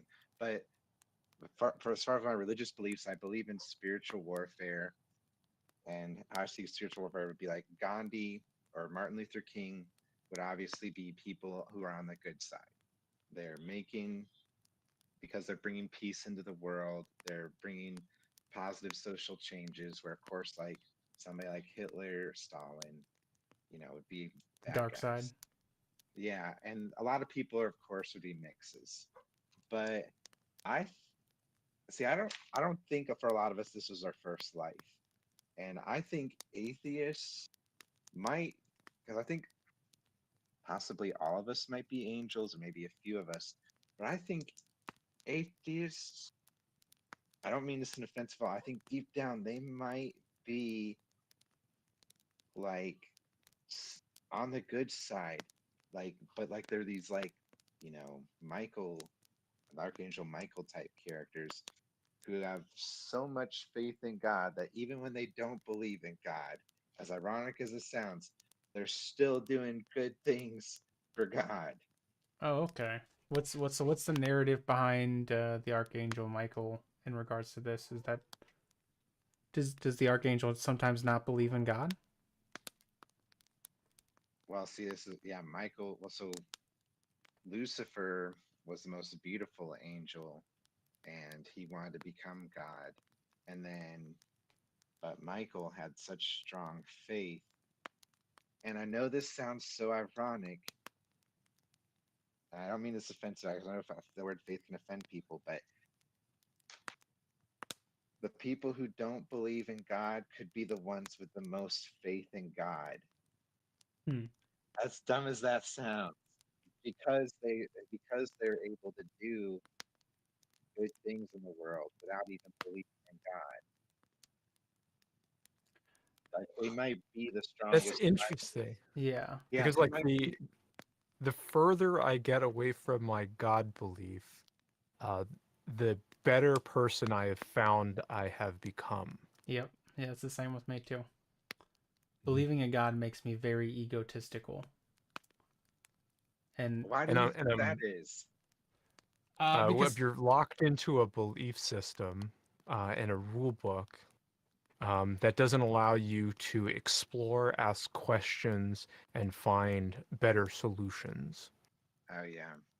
well, I would actually say it's because I think God is an egoic concept. So the second you start to think about God, you're in your own mind and you're not acting in the world. And so what happens immediately after you say, okay, I believe in God? Oh, well, now God has these properties, and these properties just end up kind of being always convenient for the person that believes them, you know? So that's been my own personal. I feel, ironically, to go off of what you're saying, I feel closer to God when I'm not at all thinking about God. Like when God isn't in my mind as a concept. Mhm.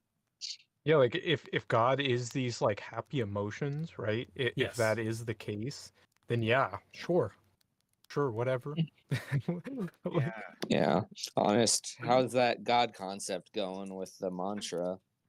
I stopped using it, but it helped me in the moment, and it was what it was. But I think it had it again, even in that moment, it had to be a reduced concept of God. Like literally, I was just using the word. The second I started to elaborate on that God, I could feel myself being pulled out of a mindful awareness that I was seeking. So I could literally only use the word God. If I did anything more than that, if I started to attach anything else to the concept, it took me out of the place that I was trying to get to in terms of being at peace and content. Hmm. So it All right. it worked for the time. I'll say that, and I think that that's an interesting thing too, is that I think that it can help people in moments. I think I was just talking to, maybe it was you, was it you or maybe somebody else that was talking about how like two people came up to Buddha and asked him about God, and then Yeah, I mentioned that yes, in the live stream conversation. yeah, yeah. So maybe one of those things is that God is a concept, is really just a tool which makes sense from an evolutionary perspective. Even Don't call my God a tool. I'm not I'm saying kidding. I'm not saying that God is only a tool. Yeah. But to go back to there's something else that somehow was said that really made me was like, oh yeah, that's like an interesting thing about sort of some atheists, not all atheists at all, kind of not having to believe in God, but doing some of the things that seem to be in the direction of what some who call God are trying to also go to, kind of using God. Um, but I can't, man, I shouldn't even brought it up because I forgot what it was. But if I think of it, I'll bring it back up because I've been thinking about this stuff a lot. So thank you Can for, I ask some Hobo something? yeah. yeah, go for it. yeah. I was I'm gonna take a bio break. I'll be back. Okay. somehow I was curious as to what you said about being further away from believing in God brings you closer to God. Is that kind of what you said? And that based on their actions of doing good is, I think, what you think is demonstrating that they believe in God. Is that kind of what you're getting at? I mean, well, yeah, and the stuff they just said about they're against dogma, like what the things you're talking about, I call dogma, and like the the idolatry, because people talking about God, you know, God's obviously a big concept. Like, and when people talk about God in church or something, uh, they may be talking about God that isn't even, a thing that's God. Like idolatry is always a thing that's possible.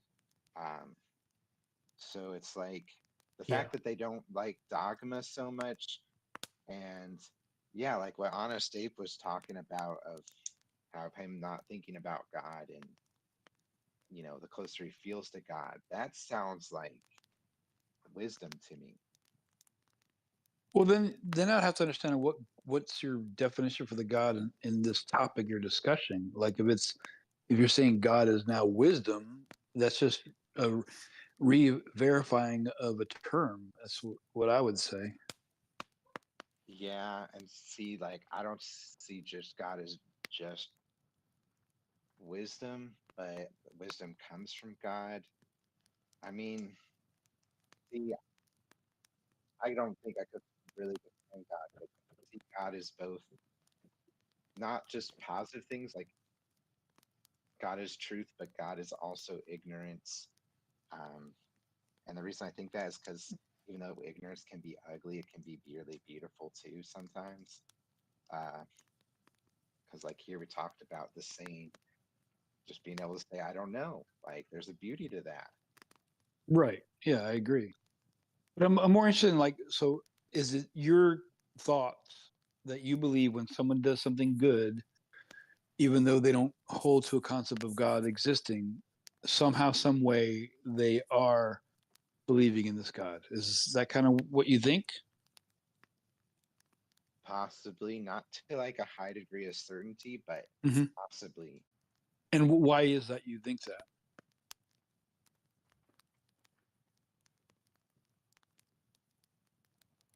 Hmm.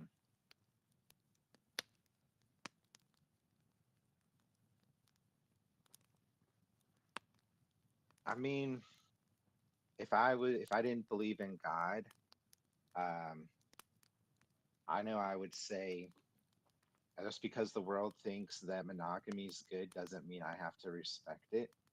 And I would just sleep um, with obviously I could see as an atheist I can see where consent is good, of course, because we have to make a good society we have to respect each other. But if I was I know if I was an atheist, a girl who was married had interest in me, I would have no issue sleeping with her. And uh, even though it might hurt people's feelings, because if we went through the world just always worrying about people's feelings, like people don't even like the word I use. Like I use the word beginner when Do you not worry about people's feelings? I do. I take it into consideration. Some Hmm. people think I don't, but I I try to look at everybody's feelings involved. Hmm. Is this alignment with doing things that are good? I want to stay focused on doing things that are good without believing in God. I'm just curious as to that. That's how we got on. That's how you and I got Yeah. Um,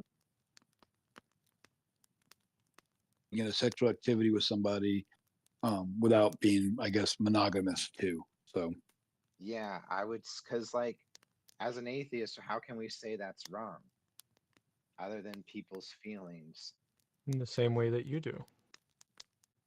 The same way. yeah, I You, don't think that's an atheist or theist position at all. If two Mm. people consent and there's no wrongdoing, where is the problem with that? So we have to delineate what is understood as good and bad, regardless of theism and atheism.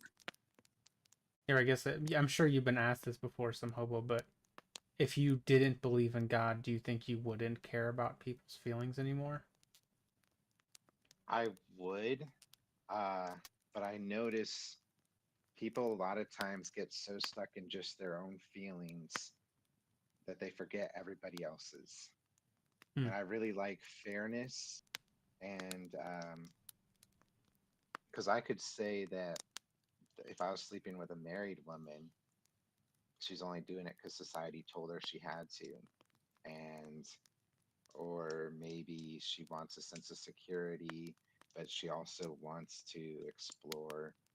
Because we could look at ancient tribes where or polyamorous relationships might have been more common. Yeah, that's actually something important to bring up and talk about. Is it seems there have been lots of polyamorous civilizations, but I don't necessarily view those people as committing moral transgressions. I think it's the cheating part that I usually have an issue with. But to me, this makes sense from an evolutionary perspective because of social cohesion. Like if you don't, Hmm. we've survived as a species based off of that, and so if there's a large amount of mistrust in the species, the chances that species is going to fail increase. You know, if you have two tribes and in one tribe they don't really trust each other, but in the other one they do, as maintained by some of these things, I would give the ones where the tribe people trust each other more of an advantage than the ones that don't at all. Yeah. I mean, yeah, so I guess I know I might be the only person in the world who sees it this way with the morality with God versus God without God, but like all I know is if I didn't believe in God, I had no issue sleeping with a married woman. Interesting. Is there people that do have a belief in God that don't have issues with Yeah. sleeping with married women? Oh yeah. It's a new direction. Different. Yeah. Where do you think that comes from? Well, I mean,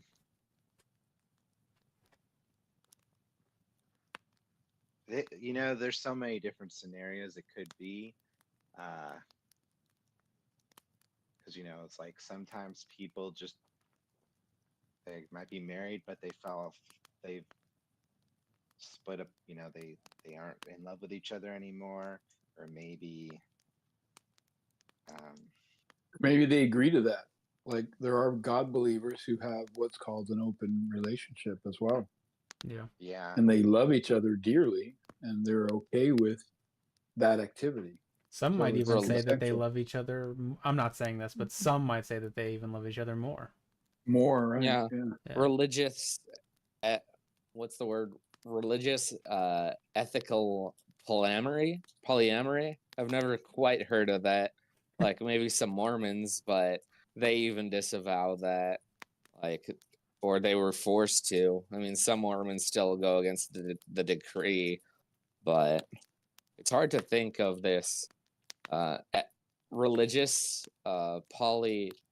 ethical polyamorism. I think it's more on the end. Well, there are definitely cults that have done that for sure. Lots of Oh them. yeah. Yeah, just not the mainstream religions tend to not have that as an aspect. Hmm. So I think okay, these questions have helped me dig a little bit deeper. Maybe I could explain it this way. Deep down, I think marriage is stupid. I think it's Okay. like maybe the stupidest thing in the world. And because I believe in a God, I think I need to take into consideration how I act. And even though I think marriage is stupid, I probably should care a little bit about how society feels, even if society might be. What was that last part? Sorry, you cut out there. Oh, even if even even if marriage might be dumb and society can be dumb sometimes, maybe I should be a little considerate because of what God thinks. Interesting. I'll say this: when I was a hedonist, I would have said, uh, sex is more important than social bonds because sex feels really good. Now that I believe in God, I say social bonds are more than something that we just experience in our brain. Got you. Yeah. So one of the things that you were saying was, um, oh, I need to think about it for a moment. And I do eventually want to move to the other things that you were talking about because I have particular thoughts on like kind of the what do they call it, the universal constants and the properties of water, like those things are really it would be interesting to explore those too. Though man, I was thinking something about what you were talking about with kind of the faith of atheists, so to speak. Um, but I cannot remember for the life of me what it was. So I think I don't want to derail in case anybody else has something to say here regarding this. Um, can I say something that kind of relates? Okay. Um, like when I see these atheists who are humanitarian, or who are, and not necessarily always be humanitarian, who might be really good at seeking truth, maybe even. I just see them as they're on my side. I'm like, these guys are on my side. Why do we have to have sides? Yeah. I mean, that's a good point. I mean, it's that's a part of spiritual warfare too. When I start to see people as enemies, uh, when I start to see people as enemies, then I'm losing the spiritual warfare. Yeah, Mm. I mean, there are enemies on the server. Like, I can feel them right now, but that's neither here nor there. If you feel someone is an enemy, does that make them an enemy? Hmm. I mean, I'd have to confirm it. Like, some of them are just so passive aggressive that, like, they'll be your friend until the moment they can hang you with any rope you gave them, even if it was a gift. Like, Okay. yeah, I can intuitively feel something, but at the same time, like, it's a hard claim to evaluate. Like, saying like some Alex Jones stuff, like there are little demons on the server, people. I'm telling you, I got a source right here that I can't show you, but like, Gotcha. yeah. Okay, well let's go to the universal constants in the properties because even Richard Dawkins has said that he thinks that this is the strongest argument for God, him remaining an atheist. Oh yeah. And Go. well, and that's interesting to me. That if I had to pick one, that might be it too. Though maybe there are other ones. There probably is. I'm just not thinking of them. But to me, again, going back to what we were saying earlier, it's kind of like it seems to me that the data set there is just one. Like we only have one universe right now that we can examine. So the question, like the idea of like the properties of water being like just right for life, right? Like that seems, and correct me if I'm wrong here, because I've always wondered of this and wanted to talk to like physicists or more experts about this. That is that water, the property of water, and even the universal constants are appropriate for life here, like the ones that we know about. Do we know that if the properties were different in a different universe, that there wouldn't be some different, very foreign form of life form in a different universe? I've heard that even in this universe, if like we're carbon based, Mm-hmm. and cyanide is obviously enough to kill us, but they somehow know that cyanide could be the base instead of carbon. So if we ran Yeah. into foreign life forms, even in this universe, they could be based out of cyanide, and if we touch, we'd kill each other. But Yeah, that reminds me of something that I heard in one of the servers in here. Like, one of the problems that atheists always run into, and atheists like to use the God of the Gaps argument, is like, we have these protein strands, and no matter how much science we do, we don't exactly know how these protein strands formed, because it's just all these amino acids just forming in these super specific ways. And for the longest time, like, science couldn't figure it out. And in the video, it says that like nickel from the earth, like, it served as a catalyst that was analogous to carbon and allowed these RNA strands at the time to actually self-replicate. And of course, RNA like evolves the DNA strand and or another RNA strand. I'm not super good on the genetics, but like, yeah, it's just a way of science getting closer and closer. But as a theist, like, I don't believe that science and faith are necessarily Mutually incompatible. exclusive. Yeah. Yeah. True, and I would agree with that. But that is interesting. I hadn't heard that. It's one of those things when it comes to abiogenesis, or the very origin of life. It's like one of the things that I think about a lot too, and I think one of the reasons that I end up taking the position that I do a lot of times is there have been lots of times where I've looked at something and I've been like, there's no way that wasn't designed. And then figuring out that ultimately maybe it was designed because there was a God who started it, but just in terms of the thing that caused that, there was a perfectly natural explanation, like hexagonal basalts, right? Or like fairy rings. It's just like you look at a fairy ring, and it's just like, and there's lore behind it. It's just like, who else could have made this fairy ring except for fairies? There has to be this has to be a portal to another universe. It's like I could see why people thought that, but then when you understand the actual science behind it, it makes perfect sense. And it's just like, oh, okay, so I can think something looks really designed and it not be designed. That's a huge hurdle for me in regards to some of these things. Yeah, you know the name of that argument? What is it? The teleological argument. Oh, okay. Classical Aquinas, or the fine-tuning argument. And right. I think both, like you said, Richard Dawkins, but even Christopher Hitchens, they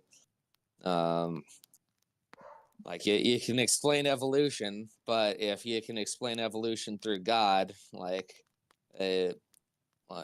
you're just kind of back to the question being an enigma, and you gotta make the decision for yourself, atheist or theist, or agnostic, as an honest hobo said he is.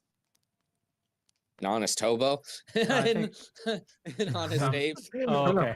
Okay, now it makes sense. Because I was like, I don't think some hobo said that. Okay. Yeah, because to me that's what I go to when I'm not sure of something. I just say, okay, well then I don't believe it. I don't say I believe the opposite, but I just don't believe it. Do you not believe the opposite? Do I not? I don't want to think about that. You're gonna break my brain. So, honest Abe, I want to look at this from another perspective. Yeah.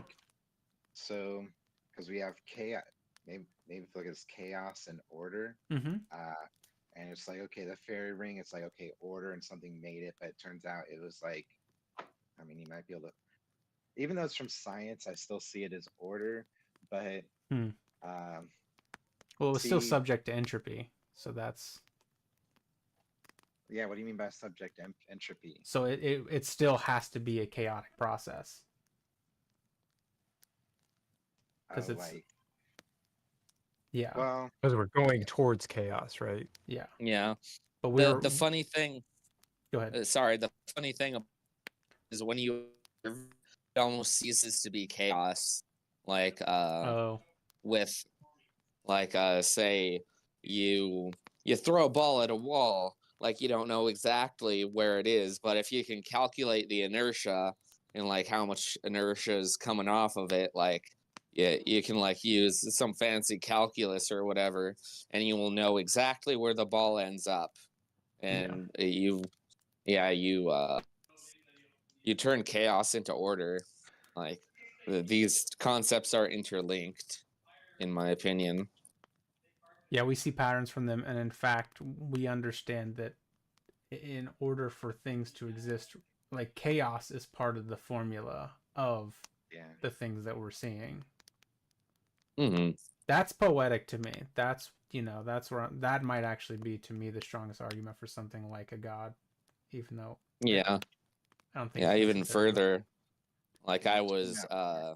studying an argument for one of the rooms in the server, and like I was trying to prove a god, and I just kind of made one up. It was like naturalistic Discordianism. They worship chaos basically as an Mm, abstract concept, as a brute fact. And I ran it through ChatGPT, and it mentioned the Mandelbrot set, yeah. which yeah, some theists or would point to that weird order, like these complex abstract shapes just coming from an equation that you put on like a grid, but like uh, an atheist would probably say that it's just a mathematical interpretation of chaos. So Well, I an would say that atheist and a theist can. I think that order is a perception. So that's what I would say. Like the fairy rings, right? Like Mhm. that's not a circle. That's not even a perfect circle. But it looks a lot like to us a perfect circle because of our perceptions. So Yeah, to me, order isn't some actual like property because that would to me require like reverse entropy or something. It's our perception of perfection where there actually isn't that thing or order. yeah, making order out of the chaos, like I said. Yeah, but to me Even that if comes there from our is, perception, in my opinion. yeah, and even if there is order, right? Let's say that the fairy ring is a perfect circle. Like, what's the explanation for that? Like, how do we go from that to an explanation like such as God or intelligent design? I don't know. As a Baha'i, I'm an agnostic on fairies. I've never seen anything in their texts about fairies, but like I would go with a more atheist explanation for it, like whatever that would be, like mold forming around there, and like it something being repelled by the mold, and it creates a nearly perfect circle. But It's That's a to that naturalistic explanation, not an atheistic explanation. yeah, naturalistic. And the natural natural, explanation, by the way, is that the spore starts in some central location as a dot, right? Obviously, and then it immediately absorbs the nutrients on the very outs around it. That makes sense, right? Well, then it can't grow in mhm. that spot anymore because the nutrients are gone, so it grows in the immediate circle outside of that area. And then the same Yeah, process again. Then now you have this smaller ring, and then it zaps all the nutrients in the area, and then it has to immediately go. There's no nutrients for the spores to take anywhere but the immediate area on the outside. mm. Yeah, like I thought. But like in terms of like something being an atheist explanation or like a naturalistic explanation, it's hard to have an atheist worldview without explaining things naturally or even Mm. materialistically. So Well, like Buddhists do it. they're not one and the same, but Okay, okay. at the same time, like they are heavily interrelated. Yeah. But what about Buddhism? Well, Buddhist atheists don't necessarily have naturalistic explanations for many things. Huh. Yeah, I'm not super familiar with secular Buddhism, but like more familiar with like theist Buddhism, where the Buddha is going around getting rid of hungry ghosts, No, haunting the towns. there are many Buddhists who aren't secularists who are still atheists. It depends. I've met a few. Yeah, it's a wide variety, but there are a lot of Buddhists who are like religious spiritualists that are atheists. They do not consider themselves theists. I know a couple of Jewish people that are also atheists. Yeah, that's very Mm. common There's actually. actually there's actually quite a lot of Yeah. cultural Jewish or Jewish by trade that are not believers in a God. Yeah. Yeah. In that case, like for Jewish people, like you'd call them ethnically Jewish, Yeah. like, and you'd call them atheists also because by definition they are not theists. They're atheists They might be or nationally reverse Jewish too. theists. I think there's actually But Honestly, 3. Yeah. Sorry. a few like 5 minutes ago, you said something that you felt like was evident or example of God or something that made you think of God, and it had to do when we were talking about the chaos and the Right. order. Do you remember what it was? Yeah, it's that chaos actually seems like integral to the way that things are currently.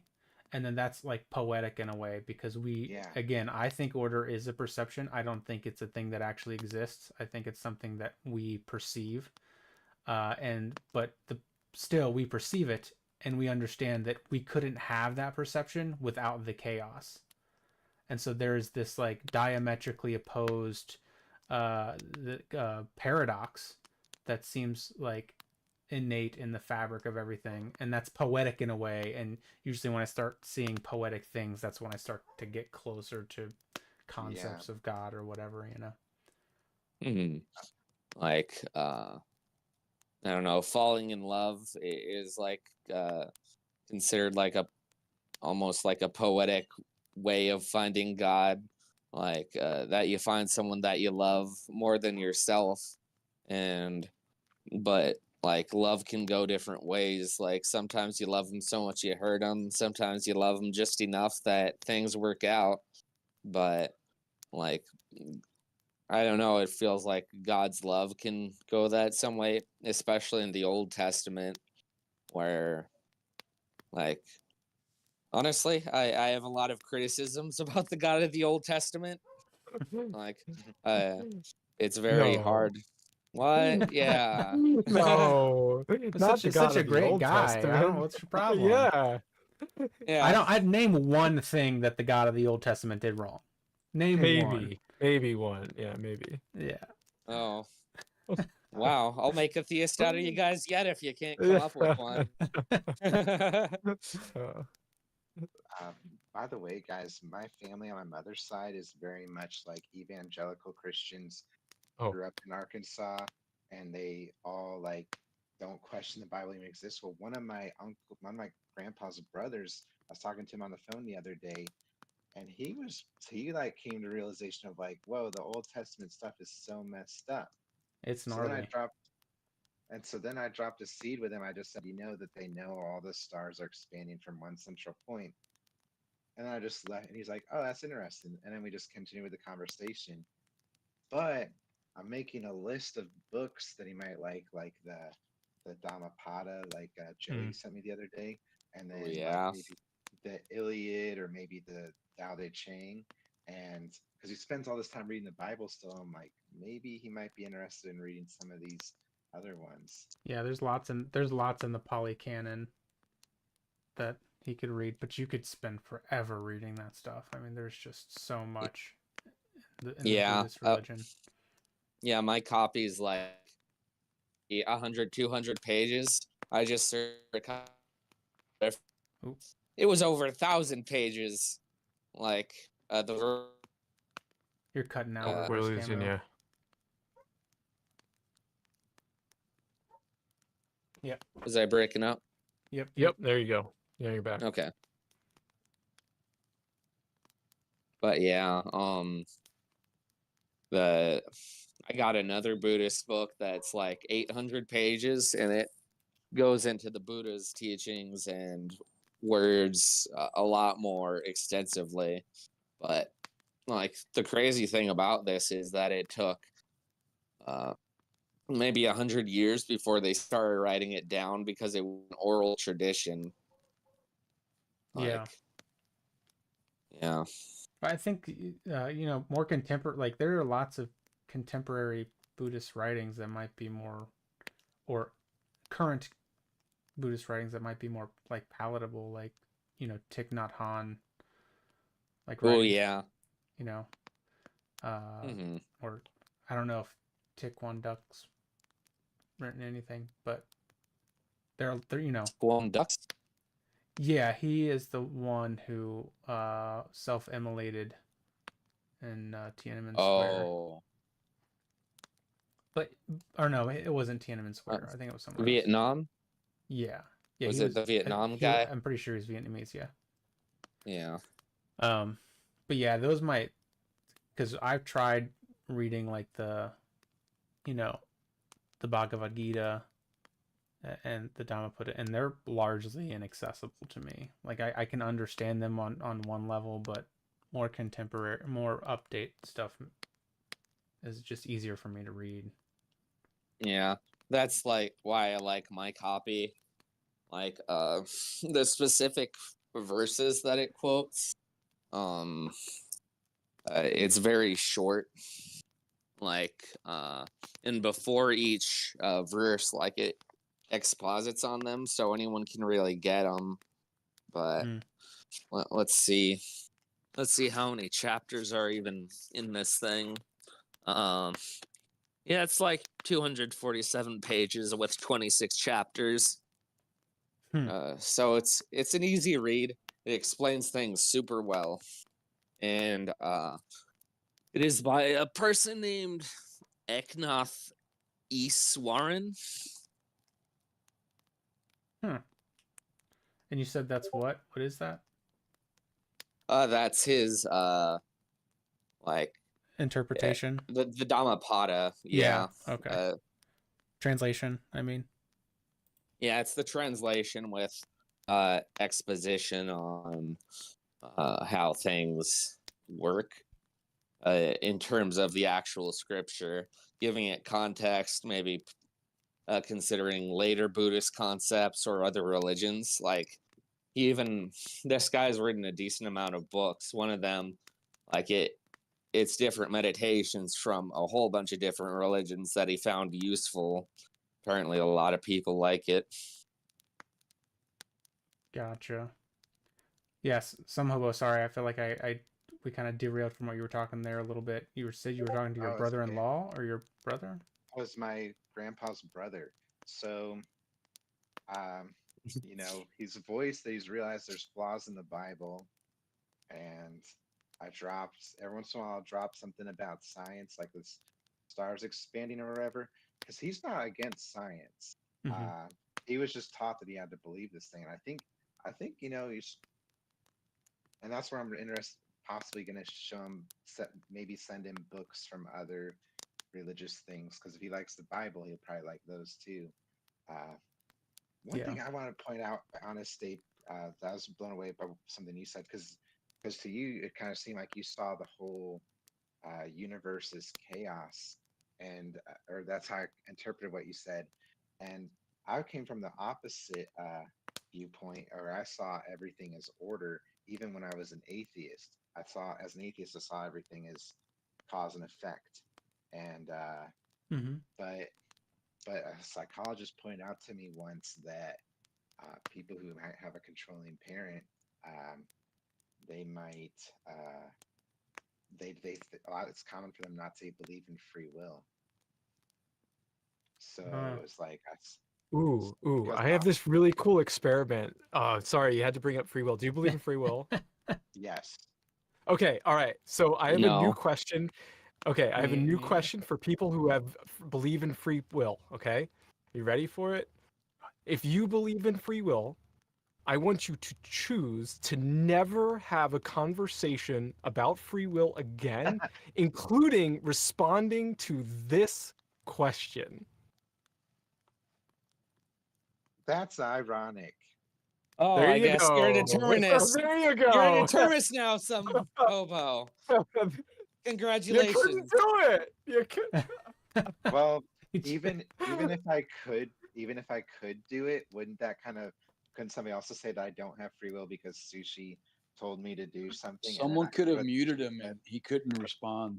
Someone could have Oh, muted yeah. him and he couldn't have respond. Yeah, Oh. I mean, Sushi and Honest Ape wouldn't do that though. No. No.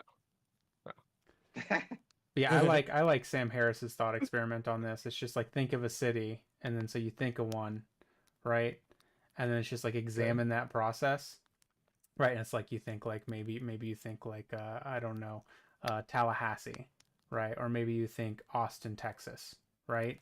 And if you like go back and you examine that process, like where is free will in that choosing process? Like I could have just been next to you and been like Tallahassee, Austin, Texas. Like I could have just said that to you, but you wouldn't interpret me telling you that as you having free will, but that's what your brain does to you. Your thoughts come out of nowhere. And you and this is by the way demonstrated through lots of scientific experiments that we come up with post hoc rationalizations for our choices. And so Our thoughts come from our environment. Without our environment, different environments different are thoughts. Yeah. conducive for different thoughts. Yeah. So am I the only person in this conversation who believes in free will? Probably, Uh, maybe. I don't. Yeah, I I'm more of a don't. determinist, even in terms of God. I can argue Um, for compatibilism, but it is a very, very reduced. Like free will is, you have to interpret it very carefully to the point. It's not the free will that anybody thinks of when we're talking about free will. Hmm. What is compatibilism? It's that determinism and free will are they're compatible. So it's not determinism or free will. It's both are true. Like you're free to go to the grocery store. Yeah, you're free to go to the grocery store. Or no, you're already at the grocery store, so that's determined. But how you decide is what type of sugary cereal you get. And to just clarify too, determined doesn't mean predetermined. I mean, some people might be predeterminist, right? Right. Which means that like there is a path and there's no other way around it. You're following that path.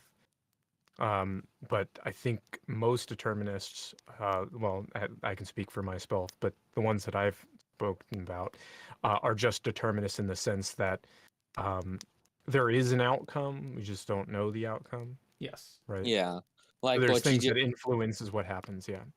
yeah, like what you just said was inspired by previous information that you got from this conversation and before, but you just don't think that there's some divine thing like saying, "Hey, you were supposed to say it that way."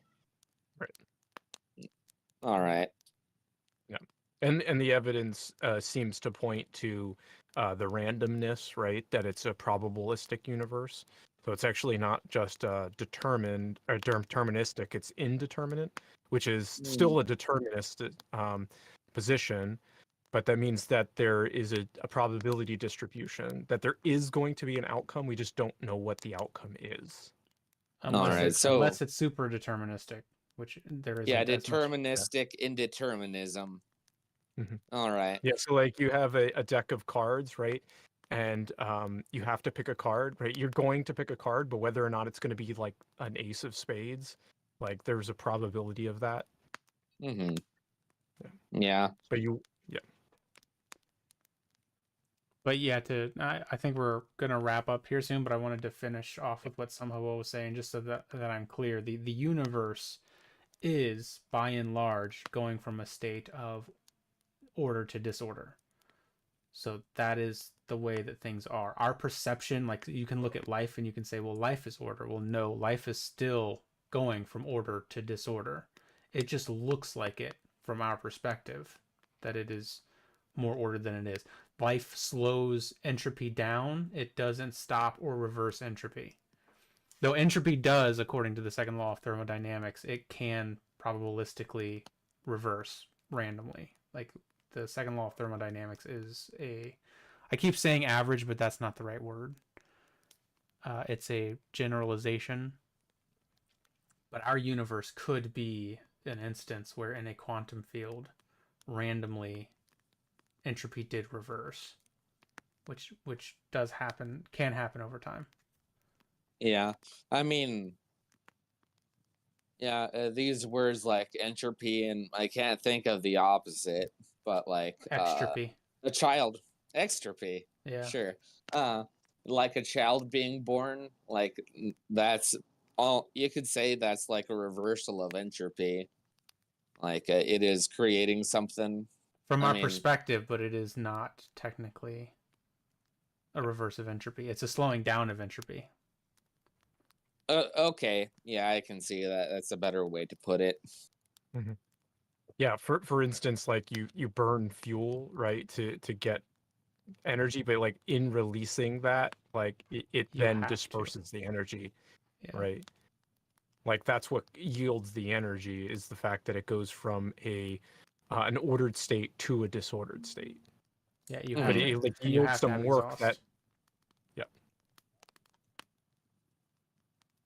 so like I think I like to use like the refrigerator example, right? So like in the refrigerator, right, it is actually becoming more ordered, right? Because like you're making it colder, right? And you're separating the two sides.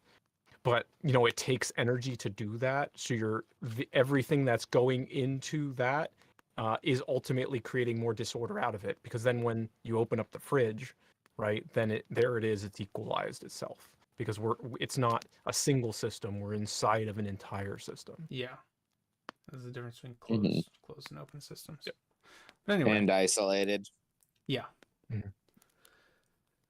But anyway, yeah, more complicated Yep. stuff, man. Yep. I really wish I could remember what some hobo said that made me think, but I think maybe we can put a pin in it, and when I think of it, that can be a conversation Yeah, starter sorry, for I another. totally derailed it. Yeah, I think you'll we all think the kind of thought were. when you think the thought. Yeah. No, I don't. You didn't derail Yeah. it, Sushi. I derailed it by not writing down what I was thinking. But we'll save it for another time. It'll be a good topic starter for another day. Yeah. But I do think we're gonna close out for the day. We've been going for Yep. 2.5 hours, so Yeah. thanks. Oh, really? Wow. Yeah. We were on this God stuff for a while. Yeah, Yes, we were. Yeah, that's it's good. good That was though. good though. Yeah, I liked Mm, that conversation. yeah. I would like to continue to have them. Yeah, But appreciate you yeah. guys. Yeah. Like I said, watch out for the demons on this server. Okay. Yeah. There's no just demons, just people that make not so good decisions. Yeah. Yeah, assholes like certain people on the server. Or Yeah, you can call assholes them that. can be demons. Like, but yeah. Just saying. Oh, that also makes me think of something else. But let's end it just for No. the sake of. See one right now. Oh, okay. Well, Boy. But yeah. don't get all. What's that guy's name? Bruce Willis. No, not Bruce Willis. Says- The preacher who got kind of like caught on the Inside Edition, where he was. Oh, You know what I'm talking about? Where he's with the like caught- to catch a predator thing. No. Oh. He's a preacher. Oh. He's like a famous one, and he like said that he made some comment in terms of like there being a relationship of people being demons. He wasn't saying that exactly, but he was making that same thing where he was saying that the people in planes had demons in them or whatever. Oh yeah, like Kenneth Copeland. Kenneth Copeland. I saw yes. that. Yeah. That man looks like a demon to me. That's You see the yeah. way he smiles? Yeah. Yep. Like And I actually watched a TikTok the other day where somebody they were a Christian and they were saying, they were saying, you can't tell me that the veil isn't being lifted because I see demons everywhere. And the thing is, she did kind of she had a demeanor about her that was very strange herself. So like everybody in her comments was like, the call's coming from inside the house, lady. yeah. Like, very, very uncanny valley. yeah. But yeah. So like, that's all I'm saying is humans are humans, but I understand that doesn't invalidate what you're feeling at all. Yeah, Kenneth Copeland, like Sushi said, he could just be an asshole using his I power. didn't say that. Oh, sorry. I think you said that you hated I'm sorry. him. I guess you, I was inferring something. Oh, okay. No, I said that there's some people that make not so good decisions when you said that people are demons or bad people. Yeah. Like selling your soul to a devil, for example. But let me know how I that's can make neither that here happen, nor there. I'm not using my soul, so if anybody knows how I can sell mine for a good price, let me know what's going Cool. on there. Yeah, yeah. Actually, that would Alright. be a really good way to test whether or not we do have a soul, right? If we can sell it. So yeah, I'll take that deal. If you can find a way that I can sell my soul Yeah. to the devil, that's Yeah, great if evidence, man. I'll take yeah, it. if you Yeah. ever have a guy named Full Metal on here, like he could Oh boy. probably tell you about selling his soul. Oh, I think he's on our list. Oh, yeah, that makes a lot of sense. All right. Sorry, everybody. All right, yeah. Yeah. We gotta close it out for the day. But somehow, did you have something else to say? I know you were kind of in the. Well, it's just something for Sushi. I'll just message him later. Okay. Mhm. Okay. Sweet. All right, sounds good. Cool. All right. Cool. Yeah. Peace out, y'all. Thanks for the conversation, everyone. Thank you. Thank you. Yeah, thank you Yeah. guys. Good combos. Bye, Appreciate JCC. it. We gotta let you Yeah. talk next more Bye-bye. time. Next time. Nah, by the man, way. no worries. I enjoyed the bit of interaction I was able to get. Awesome. Cool. Cool. All right. Cool. See you later. I'm gonna Yeah. see you, And bye-bye. remember, watch out for people who make bad decisions. Will do. Always do, but I don't blame him for it. Yeah. All right. Fair enough. All right. Have a good day. Yeah, You yeah. too. Take care.